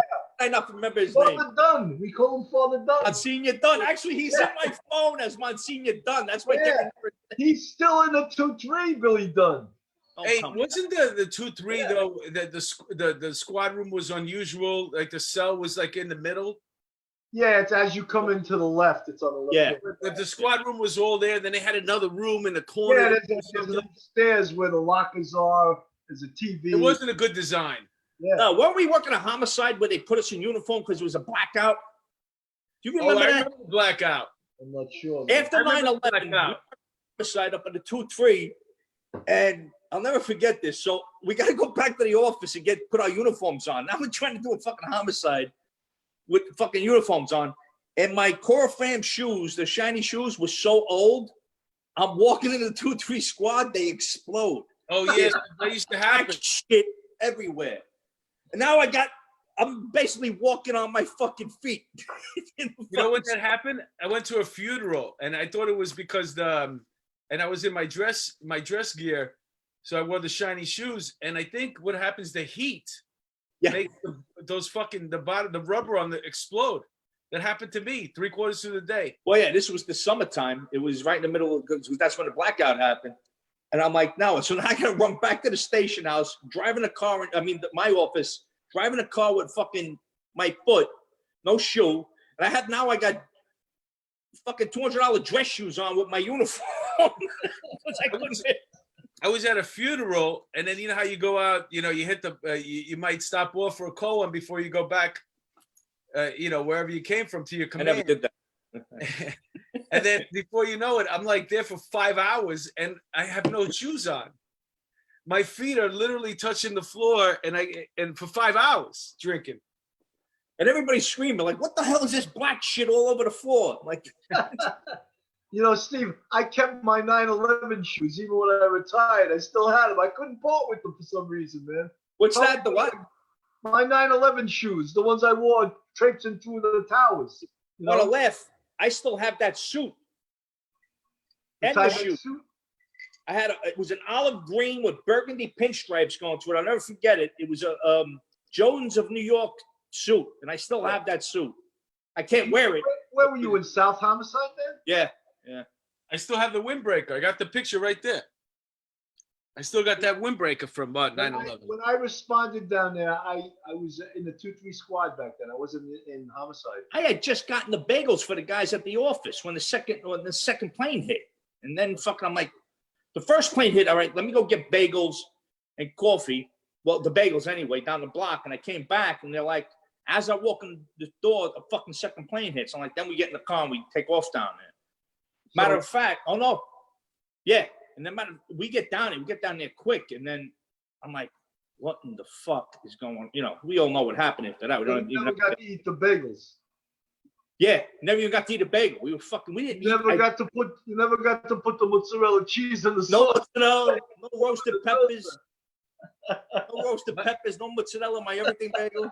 I never go to the bagel store sometimes. I'd be like, yeah, let me get an everything bagel with fucking. Hey, you shut the rule. Some roasted peppers. Like what? You heard me. Roasted peppers, little oil and vinegar. How you doing? I went down there. I went down there with Billy Hicks, Jimmy Zarakis, and Z Jennings, and we were all in uniform. We drove down the FDR Drive, which was empty because they emptied it for everyone except emergency vehicles. And as we're driving down there, Billy Hicks says, "Let's park at South and Pike because if we drive right up to it, we'll never get out of there." And that decision, that may have saved our lives. I parked the car. I was driving. I parked our car underneath. You remember where that battery park parking lot was? Yeah. Had that overpass. Yep. Where you can go either up to FDR or go up the West Side Highway. I parked under there, and then we walked. Ours was the only fucking car that responded that made it. They didn't get crushed in the towers coming down. Yeah, but that was the only car. It was covered in soot. But I mean. You ever think of why you lived through that and others didn't? Like, what was the reason? You know what I mean? I mean, when you think about it, it's like, well, with the cancer too. Yeah. Well, guys have died now with the cancer. Yeah. I have friends. I take that shit seriously. I go to my physical every year, and I'm on top of things. Me too. I have GERD and I have sleep apnea. I mean, it's not cancer. I got to get biopsied every 2 years because of the Barrett's from the GERD. Yeah. So it's it could be cancer. You go to Mount Sinai? What's that? You go to Mount Sinai in the city, or you go to? Oh, down here. I get myself tested here. They have it set up in Florida where you get your physicals done down here, and then they have a doctor you go to after the physical to discuss the test results. Yeah. Then they have LHI doctors all over Florida. So when I have to get my, actually I'm due now, but they postponed it because of this COVID. Yeah. I got to get scoped and a biopsy done every 2 years because if it gets larger and it comes back cancerous, I got a problem. So, yeah. I'm on top of it though. I don't let it go.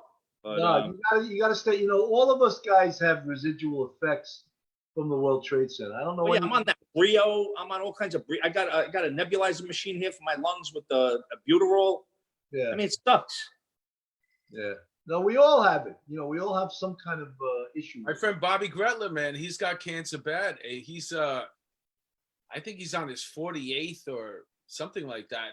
Radiation or plus radiation.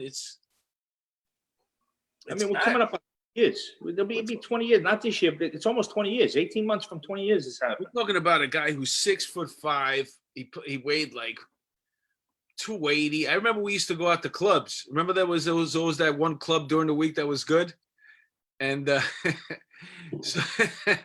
he had the locker. Remember the locker with the going out clothes? Oh yeah, you always have to have your going out clothes. He had his going out clothes on when he showed up for work. So I did. My clothes were always ready to go out. He was always ready to go out. My favorite line from Bobby was, I remember one night it was pouring buckets, man, and we were supposed to go out that night to some club in Long Island that was good on a Tuesday. Imagine that. It's good on Tuesday. So fucking place is packed. It's probably 40 and over, which is like, that's your crowd right there. Yeah. You would have fit it. But anyway, so I said to Bobby, I says, hey, you still want to go out tonight? It's fucking pouring buckets. He goes, yeah, of course, Mooch. He used to call me Mooch. I said, yeah, but there's not going to be any girls there. He goes, dude, this is what separates the true pigs from the wannabes. Any girls who are out tonight that were true pigs, man. Guys always had their way of rationalizing why we should go. Steve, what's funny is that we would always go out drinking during working hours. And we wouldn't think twice about it. But then it got really tight where that you were risking your pension and everything if you went out drinking under a certain regime. Well, I was already gone by then, thank God. But after you left, I chilled out for the last couple of years. I didn't go out on duty. Yeah, but I mean, if we're working our asses off 90% of the time, that 10% downtime, fuck you, I'm having a cocktail. Leave me the fuck alone. Exactly, you deserved it. And it's funny because, like with the show, I may drink on maybe one night before on one of the days, but not all nights. I've never ever had a drink while working, ever. Yeah. The entire time I was on the show, unless it was the end of the day of filming, and we happened to be filming at a bar. I may have a glass of bourbon with the owner of the place. I've never had one drink while doing the show. Yeah, well, that's good. That's probably why the show sucks, because I don't drink while I'm yeah, you obviously have a pretty damn big audience if it's going for 13. Imagine if I drank while I was on the show.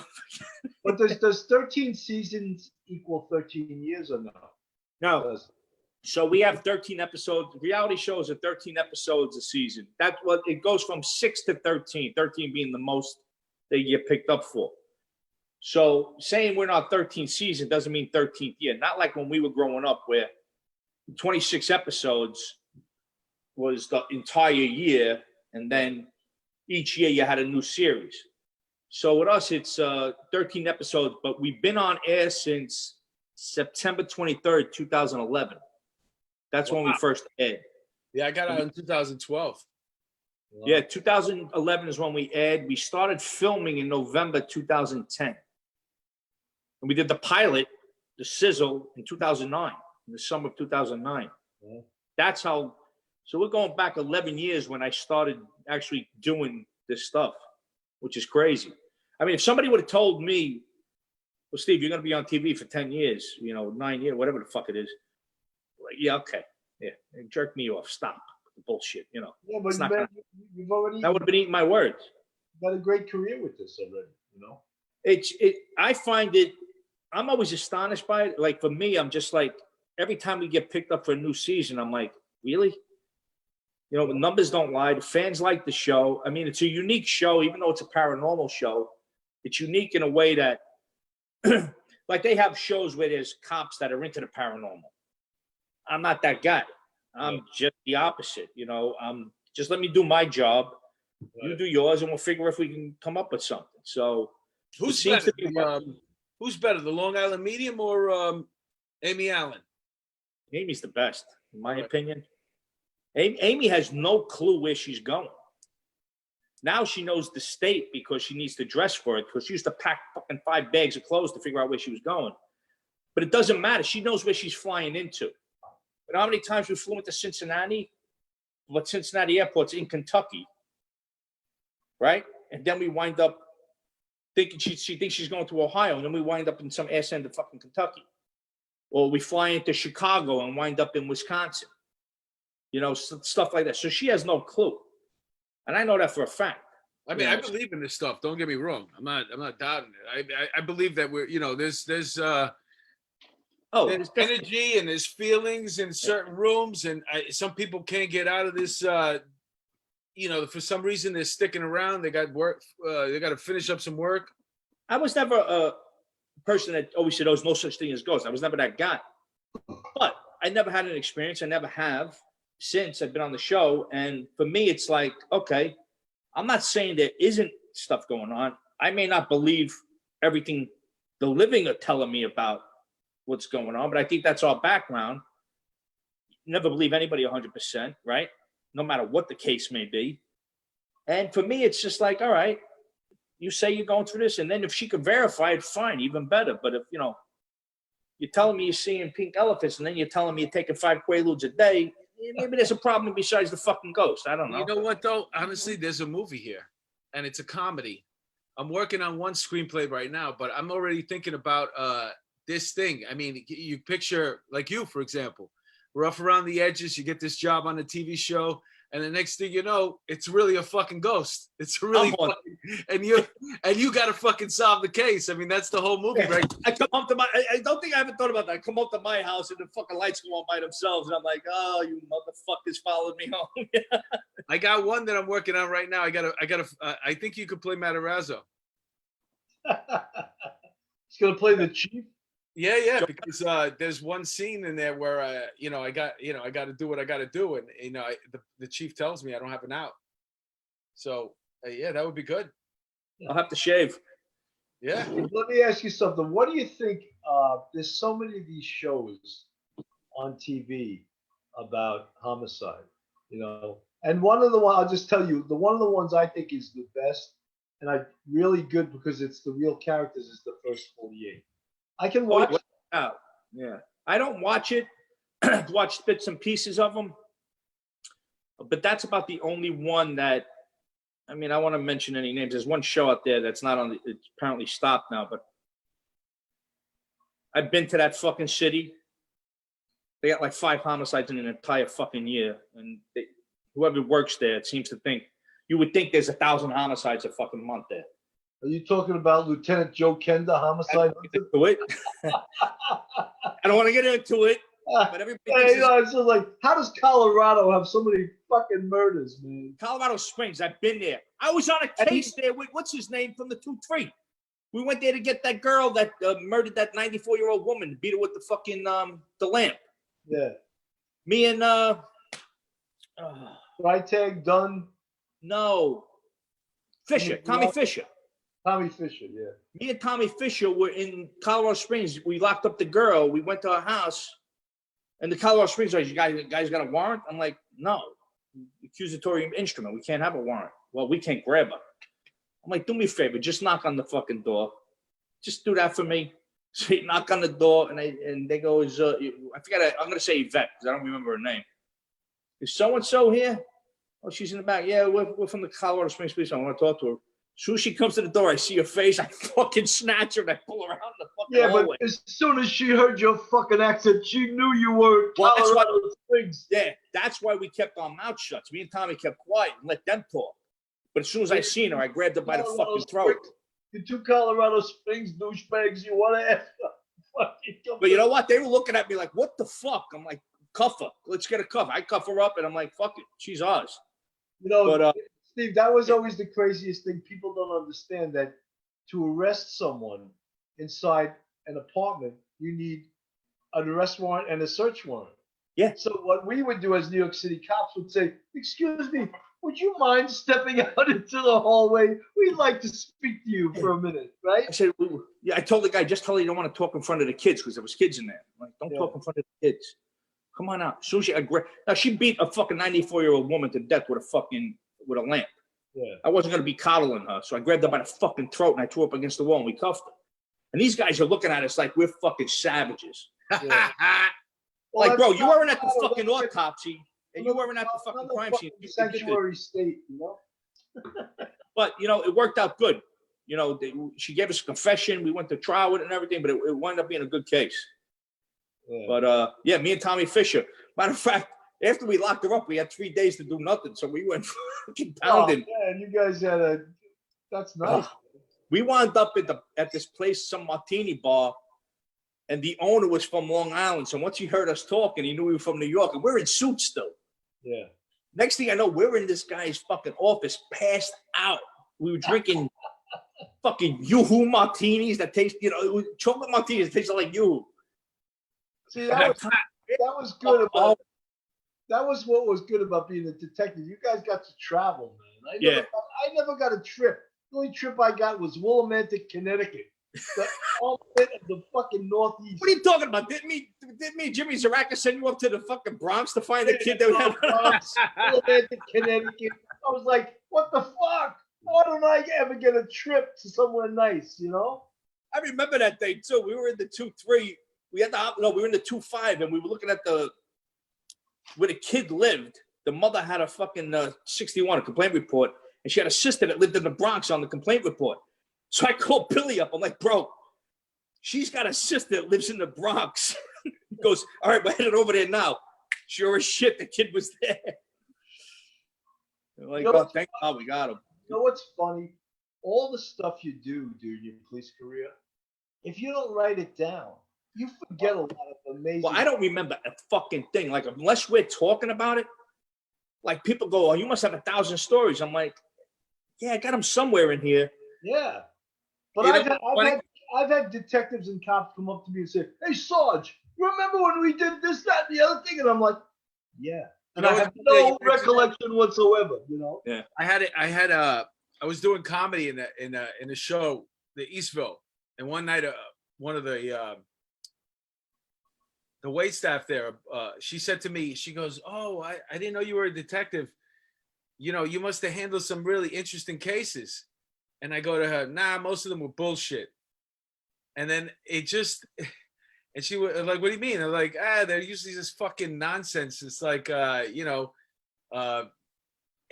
whole bit, it just became a bit like in my act about how I always wanted to catch a homicide, but I just had bad luck. Like they always happened the night before or right after I left. And, it was just about most of the cases I caught were like just nonsense. There was like, and it's a 15-minute bit. But just because this one girl said to me, "You must have, investigated some really interesting cases." I was like, "Nah, not really." Well, I get that from fans all the time. They'll hit me up on Messenger, and my fans, I tell you, I love my fans, and they are by far, Dead Files fans are probably, and I only say this because I mean it, but they are the most loyal and most attentive fans I've ever seen on anything. Not like I've been on 20 shows, but I get a lot of messages from, "I want to thank you for your service in the Marine Corps and in the police department. You must have seen a lot of things in homicide. You must have 1,000 stories." And I'm like, yeah, I can't think of one of them right now. If you asked me to tell you a fucking story right now, and we got how many stories? Hundreds of thousands of stories. But the funny thing is because it's what your brain does to avoid the PTSD. Because if you you shut it out. Stop to think about, like, for example, you passed over the homicide, the Chinese, those people. I think what happened with them was they went under with their business and he couldn't show face. Those the Koreans, they take a loan out from their church to start a business, and it's not supposed to go under. But you remember that case? Remember with the hibachi? He suffocated everybody? Yeah. What happened was, I think they gave everybody sleeping pills and shit like that. Then all the kids passed out, and then just in case, so they make sure they don't wake up, they turned on the coals. Right, and then he put the rugs on the towels underneath the door, so and they were all in bed together. Yeah, it was sick. It was a crazy scene. It was fucking sick. But you know what I'm saying? That visual, because I saw that, that could fuck with your mind forever if you think about it all the time. But right. You don't. The only reason I remember is because it was my last night on the job. Yeah, I remember that. And I went out and had a steak dinner. How fucked up is that when you talk to people that don't know what you do? Well, how can you go out and have a steak dinner after seeing 5 dead bodies and 3 of them being kids? I'm like, well, that's what we did. Yeah, and not only that, but Steve, you know something? Everyone, I think, that's done X amount of years on the police department has a level of PTSD. Oh, I never really thought I had it, but I was teaching a class at a college, and I was going over this homicide of this young 13-year-old girl. And in the middle of presenting it, I started weeping, and I couldn't control myself. And I was like, "Holy shit! Where did this come from?" Yeah. Yeah, where did that come from? Because I never ever, felt emotional over that case before. But when I started teaching it, I also it hit me, and that's PTSD. I had a one-man show. It was called 20 and Out. And I did it in the Fringe Festival, and I traveled around the country with it. And I had a 9/11 story in there. And the whole show was, everything was going great. All the fun, the thing was so tight. Boom, boom, boom, laugh, the whole thing until 9/11. And then one of the things that I remembered about 9/11 the most was when we had to go meet with FDNY, the chief of FDNY, and they did it at the Marriott. And afterwards, if you were, a family member of some firefighter who was lost, you would bring some of their DNA. Right. So the firefighters went into a locker of their person that was missing, and they would collect the hairbrush, whatever they had in their locker. And then I'm sitting there at my desk, and then in the Marriott, and then one guy comes over, a firefighter, and he drops a bag. It was a huge bag. And I look in there, and there was 13 or 15 firefighters who had perished. And each one of their packets was in a Ziploc bag, one of those big freezer bags. And it had their name on it, all their pedigree information. And he asked me, he goes, "Is there anything else you need?" And up until that point, I couldn't cry. Like for some reason, we're talking 2 weeks in, and I never burst a tear. I was busy work, and I was always wondering, how come I haven't cried yet? How come I haven't cried yet? And as soon as that guy took off, man, I fucking lost it. And whenever I did the play, man, for some reason, that PTSD, it hit me right there, and I could cry right on cue. Yeah, it hits you when you don't expect it.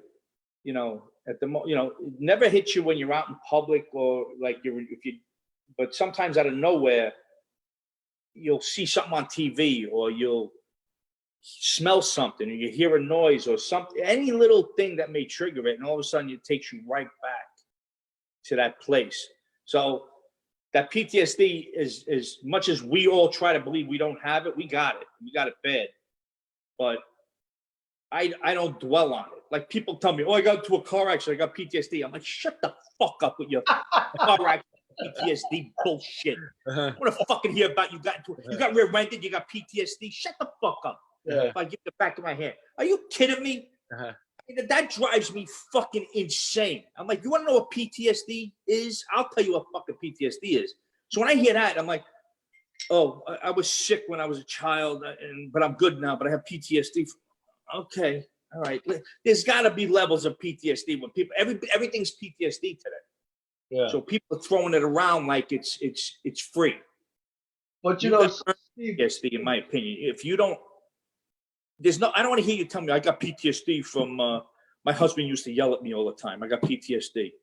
No, we've seen some horrendous shit, and that's always imprinted on our brains, Yeah. And we all deal with it in a certain way. I mean, I always felt that I dealt with it well because I had a good family life. I could come home. I worked out. I had outlets to deal with it, But what about the old time cop that wasn't married, lived by himself, and that's the guy who commits suicide? Right. Yeah. And how many guys do we know that committed suicide? So many I can't even talk about. Yeah. I think I'm up to like 27 or 28 guys I knew personally that killed themselves. Yeah. So it's a lot of guys are killing themselves after they retire too. That's one of the things that Mark and I, besides doing this show for reasons that we want it to be a real hit show, is that we want to help cops. We really do. We want to get involved and help cops with PTSD and have them have an outlet to reach out to people. Well, this is my whole point, Billy. How do you think a cop feels that's been in shootings, seen dead children, and then some asshole says, "Well, I got PTSD because I got rear-ended last week." Are you fucking kidding me? Right. Let me tell you what PTSD is. And so you minimalize it and you trivialize the fact that this person has PTSD and I have PTSD. You're going to compare your so-called PTSD to what I've seen and what I've gone through? That's like telling a combat veteran, whatever. My wife yells at me all the time. I have PTSD. Yeah, well, I've been in Fallujah for fucking 2 years. Yeah, exactly. You want to compare the two? Do you know what a victimology is? Obviously, and yeah. There's a lot of victimologies that have to be made out for these people. They fucking. Oh, yeah. It's like, dude, relax, bro. You haven't seen. It's toughening up too, man. When you take on a job like this, you have to have tougher skin than the average person. And what happens is you hide it. You hide it. But at the same time, it's like, if you have a moment there, like you said, you don't think about it. But if you really wanted to sit around and fucking dwell on it all day, obviously it's going to bother you. And we all know those guys because we've seen them. They were miserable all the time. They didn't know how to laugh. And those were the guys you're like, when you heard they killed themselves, you're like, well, I could have seen that one coming. But those guys, I worked with a couple of guys. There, though. I worked with, I could think of one guy, Peter McGinnis, man, and he was, the happiest guy you'll ever fucking know, man. Every day I came into roll call, I'd bust his fucking balls. He'd bust my balls. And, we left it there. And then the guy, I couldn't believe it. I just couldn't believe it. You don't know. You don't know what somebody's really going through. No. You see this tough veneer, but there's sensitive souls out there. They're not supposed to see this stuff. Well, the problem is cops are the last people to ever ask for help. We're the last ones to ever say, well, I need help. I can't deal with this. Maybe I have a very close, tight-knit group of friends down here. And, Nelson Aponte, I got a lot of guys down here that my buddy Ray Marino, we're a tight group of retired guys that we've all been through the shit. Steve, We never talk about it. Nelson Aponte in Manhattan North Homicide Squad? Yeah, Nelson, yeah. Now, Nelson, we've all been through shit. Nelson was Chris Hoban's, he was his undercover during when he got killed. Yeah. So there's a million things. So what happens with us, I find that when we're alone, one-on-one, not in a group, we're able to talk shit out. Yeah. When we're in a group, everybody puts on that fucking jokes. Yeah. And we try to, I think the whole joking around is just it's a mechanism we use to just kind of. Defense mechanism. Yeah. Try to shield ourselves from thinking about the horrors that we've seen. So, and I tell you, I hate bringing up the show again, but it's like, I get insane when fans are like, you're so brave for going into these haunted houses. And I lose my fucking mind. Yeah. I'm like, how am I brave for going into a haunted fucking house? Nobody's throwing me up against the wall. Nobody's grabbing my fucking hair. Nobody's giving me scratches. You're the one going through that. I understand you're suffering, but how brave am I for walking into a fucking house that's supposedly haunted? Talk about what I did before I became, a guy on the Dead Files. Then I'll tell you bravery, or I'll tell you, and I hate using that word bravery, but I'll tell you when I did feel brave because I did go into this place, or I did, and nobody ever feels brave. Am I right or wrong? You always feel, oh shit, we dodged the bullet. We didn't get killed today. Steve, something, there's a feeling you get, and I'm sure you felt this before, when you're in a real dangerous situation. Yeah. You get that sick feeling in your stomach. It's almost like when you play football, the butterflies in your stomach before a game. Until that first hit. Yeah, till that first hit, and then you get rid of the butterflies. Yeah. But same thing, you get that sick feeling in your stomach when you're in a real dangerous situation. And then when it's resolved, you're like, oh, okay. But that's part of PTSD too. Yeah. You have these real highs of being scared shit. And then you have to come down real quick, I always tell people, describe police work for me. I'm like, all right, 8 hours of boredom with 10 seconds of ass on the line. Yeah, exactly. It's funny. Like, I remember I worked in the task force, and when I was a rookie, we'd be mobilized, and you could hear the radio, that we need pause here, and there's people freaking out on the radio, and we're mobilized there. You got like 6-8 guys in a van. One guy's reading, the other guy's sleeping, the other guy's eating. And then I'm sitting in the middle of all these fucking veteran cops. I'm fucking nervous as shit. I'm listening to the radio, and nobody seems affected by it at all. So I was like, oh, I guess I'm supposed to calm down now and deal with it when we get there. We're going to get there. And that's what happens. You develop this thing. It was like, you know what? I'll deal with it when I get there. There's no reason to worry about it right now. What's the worst word you heard? Keep them coming, Central. Yeah, keep them coming. That's right. But keep them coming. Fear is a good thing, because fear makes you very sharp. Yeah. If you can overcome fear, then you will defeat it, because fear, it's almost like that adrenaline you get before you hit someone in a football game. Yeah. It's that fear is what it keeps you sharp. I mean, it's funny. Like, we're all retired guys. We hang out at the cigar bar when it was open, and we all fight for that seat that's facing the door. Like, who wants to get there early enough to get that seat facing the door? But then you realize who you're surrounded by. You don't worry about that door if your back is to it. But Steve, what's really funny about that is that I've been off the job for 8 years and change, but I always feel the safest And I don't know why I need to feel so safe, but I feel the safest when I'm around other cops. Oh, I do too, 100%. You know, and I feel at ease, and I feel calm, and there's nothing like that feeling. You know. Yeah, when I'm at work with the show and I'm around the crew, and let's say there's a nasty fucking neighbor that doesn't want us there, and he's yelling and screaming, I actually feel like I'm on my own. Yeah. Right. Yeah. I don't feel, and I love the crew to death, but these aren't street guys. Right. These fucking cameramen, they're sound guys. These aren't street guys. Right. These aren't. They've never been. Half of these guys never been in a fucking fist fight, let alone try to take somebody down, fighting for trying to fight with you. Right. And I'm like, wow, this sucks. I don't feel any backup here. I feel like I'm alone. That if something happens, Not only that, but you're all the gonna eyes, look at me. You're the all cop. the eyes are on you. Yeah. What are you gonna do? He's the guy who's the cop. What are you gonna do? Yeah. So my attitude is, listen, as soon as you hear this guy yelling, call the fucking cops and have them deal with it, because I'm not getting involved in any of this shit. You don't pay me enough to be cop and fucking, dead files guy. So hey, Bill, why don't you acknowledge the people that are tuning in while I refresh my drink again? You know something? Steve has many of the people watching tonight are fans of Steve Dischiavi, and if I didn't outline what our relationship is Steve was in my team in Manhattan North Homicide. I'm a sergeant. Steve was a second grade detective. I had a great team in Manhattan North Homicide Squad. Steve was one of the detectives, and I depended on him a lot. And we got along great. I don't know because we like to drink, both of us. And look, I understood him, and he understood me. Yeah, we got the job done though. Yeah, we had a great relationship. And when the whistle blew, we were there. We responded to the whistle. And he was a great detective.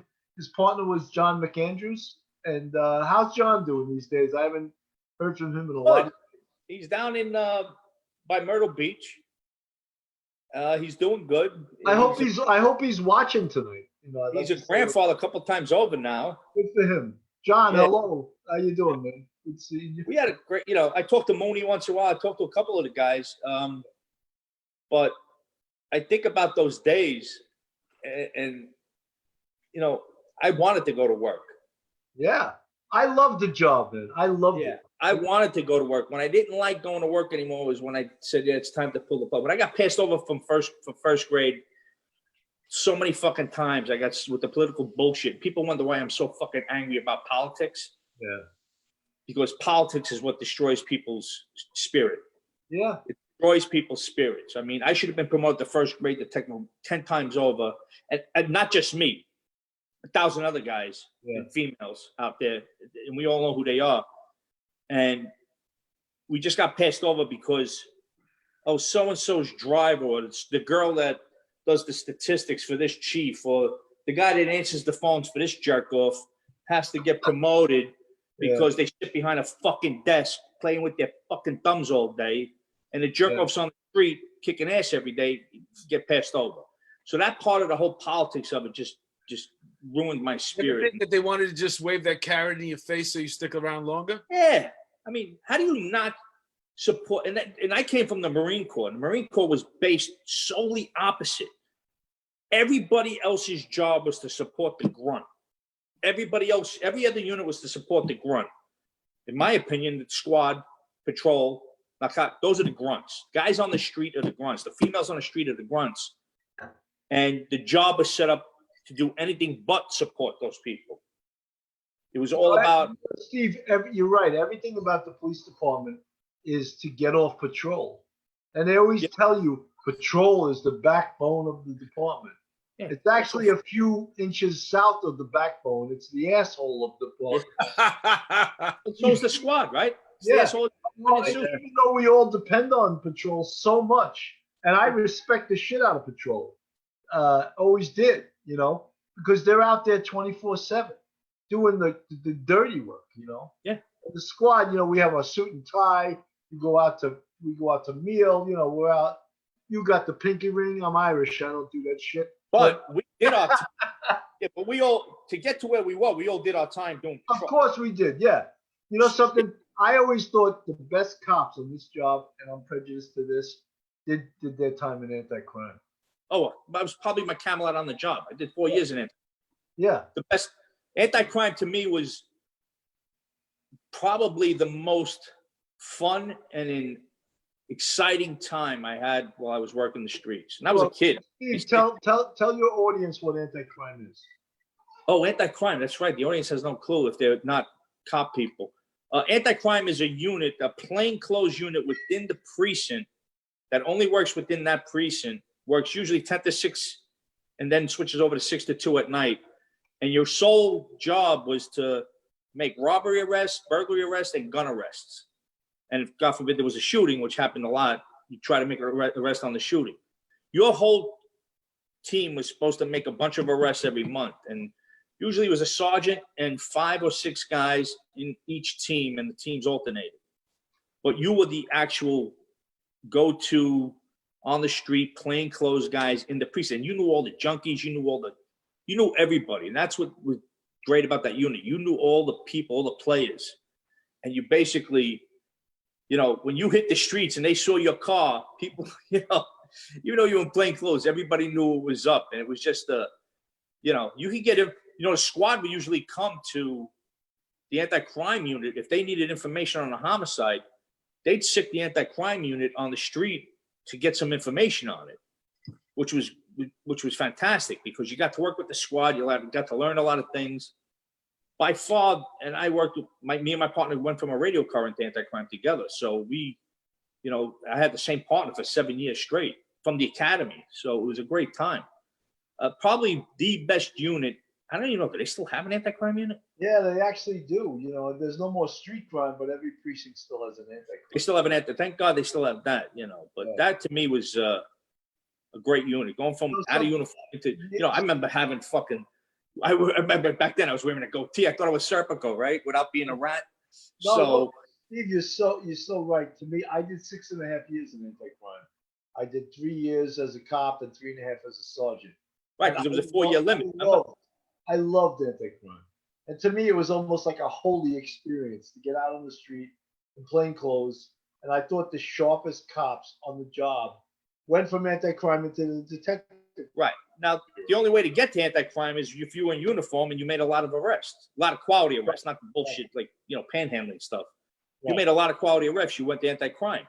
So that's the quality of guys you had in the anti-crime unit. These were active, arrest-oriented guys. So about street crime. No, we're talking about anti-crime. Street crime was great too. Street crime, I was in there for 1 year because then I got promoted. But street crime was a citywide unit. They were outstanding. But they disbanded them. I forgot what year. It was over I think the Abner Louima. No, not Abner Louima. Amadou Diallo shooting. Yeah, that's when it hit the peak. Well, because they kept flooding the precincts, and at some point the guns were gone. So they were just stopping anybody who was out at 2 o'clock in the morning. What the fuck? Yeah. What the fuck are you doing now? It's 4 degrees. But street crime is very, very effective. They're going to have to bring back a street crime or an anti-crime unit once crime starts getting out of control again in New York City. Well, I think once Dick de Blasio's gone out of New York and Cuomo's gone, I think you're going to see the tide turn to like it did when we went from a Dinkins to a Giuliani. I think it'll. Steve, you don't know, man. There's at least 3 clowns in line. Oh, they got Eric Adams. There's this guy named. Corey Johnson. I know. There's no hope. Scott Stringer. 3 sickening liberals are in line to be mayor. Yeah, I mean, you look at New York City when Giuliani, as much as I wasn't a fan of Giuliani because, he fucked us with the pay raises. Yeah. Zero. Yeah, zero heroes. He was a real scumbag. But if you lived in the city, I mean, he was. Giuliani was a fucking scumbag when it came to He had one good day. Steve, he was a shadrul. It was a jadrul, is right. Let me tell you something. One good day, bro. 9/11 was his day. He was a motherfucker to the working man. He was a real motherfucker to the working man. He didn't give us no fucking raises, nothing. But yet, he wanted everything done. But in his defense, if you were a citizen of New York City, the crime rate went from, what we have, 24 fucking 100 homicides by the time he was done, we had less than 700, 650 Yeah, homicides. we had like 2,200. And then when Bloomberg came on, he kept it going. Yeah. He did. To me, that was what his downfall. When they asked him about Stop and frisk. stop and frisk, when they asked Trump about stop and frisk, he said we should implement it all over the country, and he's president. When they asked Bloomberg about stop and frisk, he was like, well, you know, it was a mistake in hindsight. You got to own it. You fucking wrote it for 12 years. He wasn't just the mayor of New York City for 8 years. He figured out a way to get another 4 years. So you got to own it. You owned it for 12 years, and now you're going to shit on it? But that's why he's no longer a candidate for presidency. Oh, he got abused. Yeah. Fucking abused. But you know something? With stop, question, and frisk, they abused the shit out of it. And who wound up holding the bag? The cops that are on the job right now, you know, because they overused it and they abused it. Now these guys We were collecting data. Yeah. And we were getting new apartment numbers. We were getting new addresses from these people. And that's why the average guy had to go out. Like, you know, I'm in the squad right now. And they want 5 stop, question, and frisk. Why? I'm in a fucking squad. I got 80 cases on my desk. Yeah. You know what I'm saying? Like, if I stop somebody and I question them, I'll fill one out. But why do I need 5 every month? So what are you doing? You're driving around. Hey, you, what are you doing? Come over here. What's your name? Just for the fucking thing. You don't realize it was a job's fault. So they fucked themselves the job. Yeah, without That a was doubt. a good tool. That was a good tool. Got abused. I'm sorry. One of the things we just wanted to talk about was, Steve, and ask your opinion. Like, where is policing going now? Not just New York City, but nationally. Is there an effort by someone to sort of put the police down? An attack on police nationally, actually. I think this Antifa is a big problem. I think across the country, it's not just Antifa. It's just people in general. Law and order is no longer an option. It's just everybody's, I want my human rights and I don't care about anything else. You know what? You say that. And at the same token, right now we're in this pandemic. And you have, I'm surprised at it, but you have cops that are going out there and they're enforcing all around the world. I watched a video. They shouldn't. London cops, the Bobbies. Nobody's wearing a mask there, by the way. In a And they're park. separating people and they're surrounding them. And there's 10 of them and there's 2 girls. And they're like, they were too close together. It's like, why are we like becoming like, especially in New York City, I wouldn't be fucking going to anybody's business and giving them a summons. No, I'm sorry. You know what? Form a coalition, man. Let's get a lawyer and who's fucking to say that you don't live with that person that you're standing right next to, and you've been together through this whole lockdown, but now you're outside together. Yeah, that business that wants to start open again, and that you used to go there and get your meat for the barbecue. You're gonna go and give him a fucking summons right now because he decided to open up again. Because listen, if everybody follows the guidelines, what we're doing right now, what does it make a difference? If I'm getting a haircut, if I want to go, like if Steve Dischiavi, I need to get my nails done. You know what I'm saying? Yeah, I get them done myself. I take my nail clip and I do. My feet though, I do get taken care of. Do they have What I'm any? saying though, it's like, what are we doing right now? Why are we busting? Listen, these people are starving right now, and there's no end in sight. If you look at it politically, there's one side that's trying to keep this fucking thing going for as long till every single person has now one fucking dime left. So you can come in and save the day. That's all they want to do is destroy this economy until there's not one fucking dime left for anybody. That's coming from. That's a legacy they want to throw on Trump, and I don't care what anybody says about that. That's a legacy they're trying to throw at this administration, that you're the reason that this economy failed. Yeah, meanwhile, who's behind? Each state has their own governor, and their own governor's doing what they want to do. So, well, look at Florida. Florida, they shit on the fucking governor. Meanwhile, you got a lower rate of death rate. You got a lower rate of the. Now, mind you guys are all spread out. But over here in New York, this guy is being hailed as he should run for president. he put people, over 500 people died because they stuffed them in nursing homes. Oh, yeah. Old people that had nothing to do with any of this, that were in a safe haven. He didn't know where his ventilators were. 20,000 of them. They found them the next day. 300,000 face masks. Somebody walked out the back door. He's going to get the state police on them. He's a fucking disaster. Yeah. But because he could put two words together, all of a sudden they want him to be president. Dave, he's a shadrul. Yeah. Well, anyway, listen, we're approaching 2 hours right now. Hey, take it easy, man. We haven't even scratched the surface with this guy. Has he asked to go off the air? Keep going, man. Keep going. You know what? Listen, we got the audience stuck with us long enough. Well, you want what have Steve back. he's got huge fans. Are they running? If they want to fucking leave, they can just shut off the computer. Keep going, man. Steve, got anything to do right now in Florida? Yeah, I'm here alone. We want to get you in studio, though. We want to get you in studio. I think we could do this. Be fun. I think we could do it again, and you come down. We got a beautiful studio now, and you'd love it, man. And you get a chance to come back to New York. Maybe we hit a pub or two. I've been known to do that. You know, I've gone to a bar once or twice. Where's your studio at? Is it in New York, upstate? It's in the Sergeant's Benevolent Association office. You kidding me? Yeah, they built a beautiful studio for us. Yeah. Oh, fucking great. That's great. Yeah, it's beautiful, man. You got to see it. Yeah, it's we got an engineer, we got a producer. That's great. We're kind of like, Steve, Steve, do you know we were chosen as the 4th ranked law enforcement podcast to watch in 2020? Really? Yeah. Wow. Yeah. Big to do, because there's got to be plenty of them out there. Yeah, because we're the real fucking deal. Fuck all these Maytaggers from other police departments. Well, what we look to do is I don't even know what the word Maytagger means. What we look to do is memorialize a lot of these great cops, such as yourself.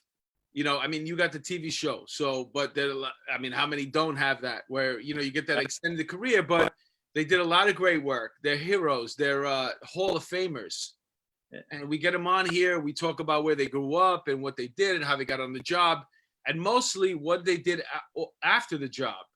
And we've had a lot of I can't tell you how many people went on to great things after the job, and you're one of them. You're like, you just yeah, I mean, if you would have told me you've been able to put together. Yeah, if you would have told me I'd still be talking about doing this show in 2020, I would have never thought in a million years. Hey, Steve, you know what they say on the police department? Your balls have been dipped in butter.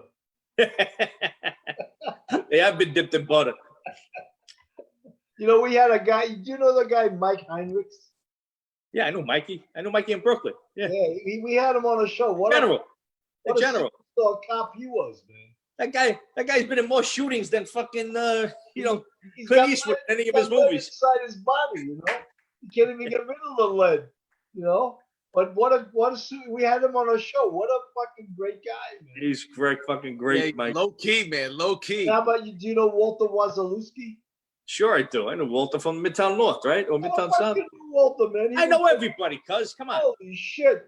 Oh, you running the fucking gambling in the precinct? What were you doing? Don't worry about it. I was doing a lot of things back in the day. Don't worry about it. Hey. They went to get a pension loan. They came to me. Every was the loan guy. Every guy mentioned That's great. That's a good joke, Steve. Listen, man, we're looking to go. We're going national. We're busting out. No, that's a fucking great joke. What a great joke. I went to get a pension loan. They came to me. Police off the cuff is going fucking national. We're busting out. I hope so. You guys, this is a fun night. I do radio shows all the time. I never really get to talk about this stuff. It's always about. Because the guys who interview you are fucking cunts. No, they're not. They just, you know what it is? Everybody's got their own thing. They're into the paranormal. That's their thing. And they want to talk to me about the show and what's going on with the show. And I get it. It's like, I talk to them and I tell them every time, I said, just so you know, I have nothing to say about the paranormal. And we wind up just bullshit most of the time and talking about how I got on the show, like we talked about earlier, and stuff like that. But, you know, there's shows out there for everybody. If you go through some of these podcasts, it's like I play drums, right? So I listen to all these podcasts with Kenny Aronoff or Steve Gadd, or all these old time, you know, drummers that are, you know, are still out there. And that's what I find interesting. So everybody's got their thing. So the guys that love cops and likes to hear about cop stories, they come onto this show. And everybody loves a good cop show, you know, story. I mean, how many cop shows are on TV? Think about it. Yeah, but you know, I don't know if like when I watch Blue Bloods, I want to fucking vomit because it's just. I don't watch any of those shows. They always throw that liberal horse shit into these cop shows. And I met one liberal in my life on the police department, and you know who he is. Yeah. You know who I'm talking about? He wasn't well liked either. Yeah, no. And like, you know, most cops are conservatives because they see the way the world really is, you know? Yeah, and liberals have no clue. No, they have no. It's one of those things where, like, Steve started off the show with saying, you know, it's liberal is until it gets Republicans are liberal. They got robbed. Yeah. Well, you know, when you're on the job, look at CCRB. A lot of these people that they recruit for CCRB, they want to hang everybody, and then they listen to a half a dozen, 100, 200, 300 bullshit fucking reports that were made out, and all of a sudden, you know, they're on your side because they realize it's fucking bullshit. Yeah. You know. But that being said, man, listen. I don't know about you, Bill, but I'm thinking we, you know, 2 hours in, we save some for another day. Yeah, Steve. I just wanted to really thank you for coming on the show. I think this was fantastic. We could probably go for another 2 hours because we're cops. Yeah. As long as we keep the alcohol flowing, we'll talk shit for ages, you know. But you were great, man. I mean, I appreciate you guys having me on. This was a lot of fun. I saw everybody else on the show. I'm like, hey, when am I getting on? Well, like I said, Steve, we'd love to have you in the studio too. Yeah. We're gonna arrange a date once this thing is over. Well, we'll arrange a date when you can. Back to normal, and I got to come up to New York for some kind of. I got to go up there for a few things, so maybe we can coordinate when I'm up there, and then do it while we're there in the studio. That'd be great. Yeah, if you come to New York, no matter when it is, we'll set up a time to get you come down there and drop your 16 bars. There we go. And I mean that in a rap sense and drinking sense. You can even bring your drum set and start banging out some Italian rhythms, you know? I just bang my head with the sticks. That's what I need to do. That'll get me going. Well, appreciate you guys having me on. Billy, it was good to see you again. Dave, you're the best, man. I love you. Best. Appreciate it. And all the best to you. God bless you. And I'm writing you in the script. I got a nice part for you. Excellent. It's called A Queen for a Day. It's a beautiful script. It's fucking hilarious. You're gonna love it. And if you come down, maybe you could sit down and you could be part of the table read. We'll coordinate. I'd love that. Yeah, that'd be a lot of fun. Yeah, that's coming soon. So listen, thanks for coming on Police Off the Cuff. And to all your fans that tuned in tonight, thank you for coming on, even if it was just to watch Steve. But if you really enjoy cop stories, we have 63, maybe 65 episodes of phenomenal detectives. We got reporters, we got scholars, everything that is involved with police work, law enforcement, homicides. Great, phenomenal stories. And Steve is one of them. And I'm happy to have you on, Steve. Appreciate you guys having me. You know, all the best. Hey, before you go, Steve, you got a boat? Do I have a boat? Yeah. I got a fucking kayak. That's about as big of a boat as I got. Yeah, I want to go fishing off your boat. I gotta sit on the front of I got a dock. I got a nice pole for you. Come down here. I'm coming down. I'm gonna visit you, Steve. We'll rent the canoe for the day. The three of us. You're gonna be like, who's this big fucking dude coming down here? Imagine seeing him on your fucking intercoastal with his Marine Corps tattoos, with his fucking kayak. Come on. With a cigar like this. I do. And you laugh, but I do. I'm back. Hey, yo. People are fucking petrified of me over here. I don't know what their problem is, but it's pretty fun. They look at me, they all run into their fucking homes, they get the kids out of the pool. All righty then. So that we're gonna wrap it up here. Bill, any parting words? No, Steve, thank you very much, man. It was a pleasure having you on the show. And love you, brother. Love you too, pal. Thank Hey, you. Steve, as soon as you find out when you guys just start filming again and when you're going to start airing again, please let us know. We'll share it with our fans.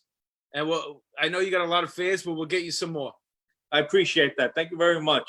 All right. On behalf of Police Off the Cuff, After Hours, this was great, man. I had a great time. Please tune in again, man. Thanks a lot, Steve. Thanks for coming in. Thanks, guys.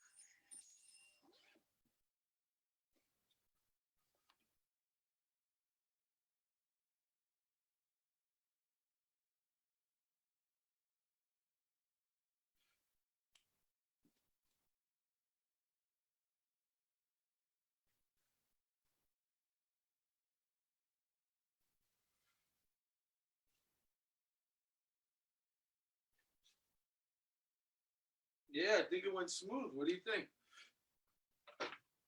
Yeah. Yeah, I know, but at some point you're gonna lose his audience, and then. No, it was good.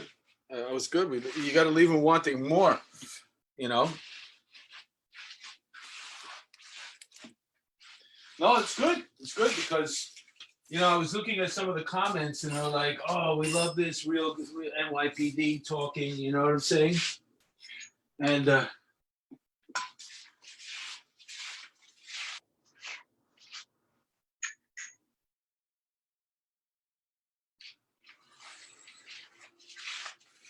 yeah, it was good. It was really good. I think we did a great job.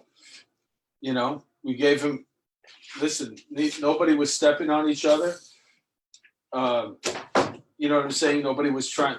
It's one thing if you got a great guest like that, and me and you are trying to highlight ourselves, but we didn't do that. We highlighted him.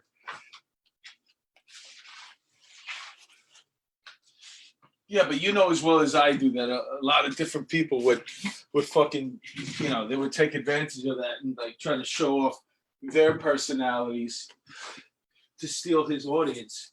But I think we played it smart. We let him fucking do his thing, and we just piggybacked.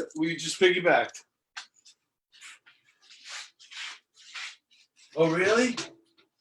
Oh, that's good. I feel, yeah, man. My heart goes out to him.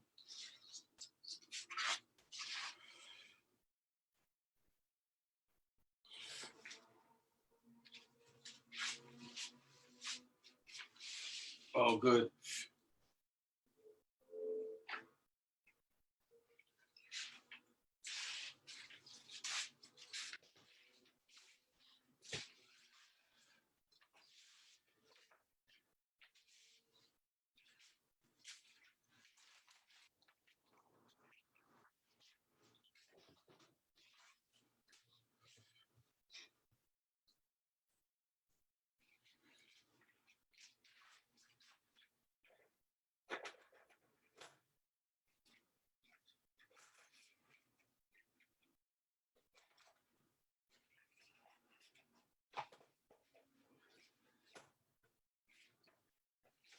Uh,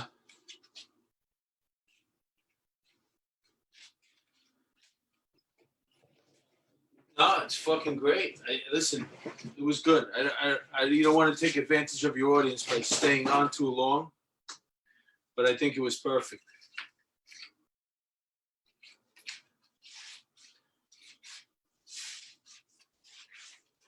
Yeah.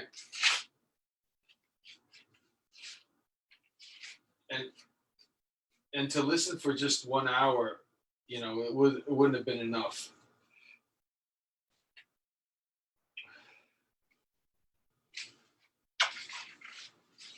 Well, yeah, and they definitely got a chance to see another side of him. He's home.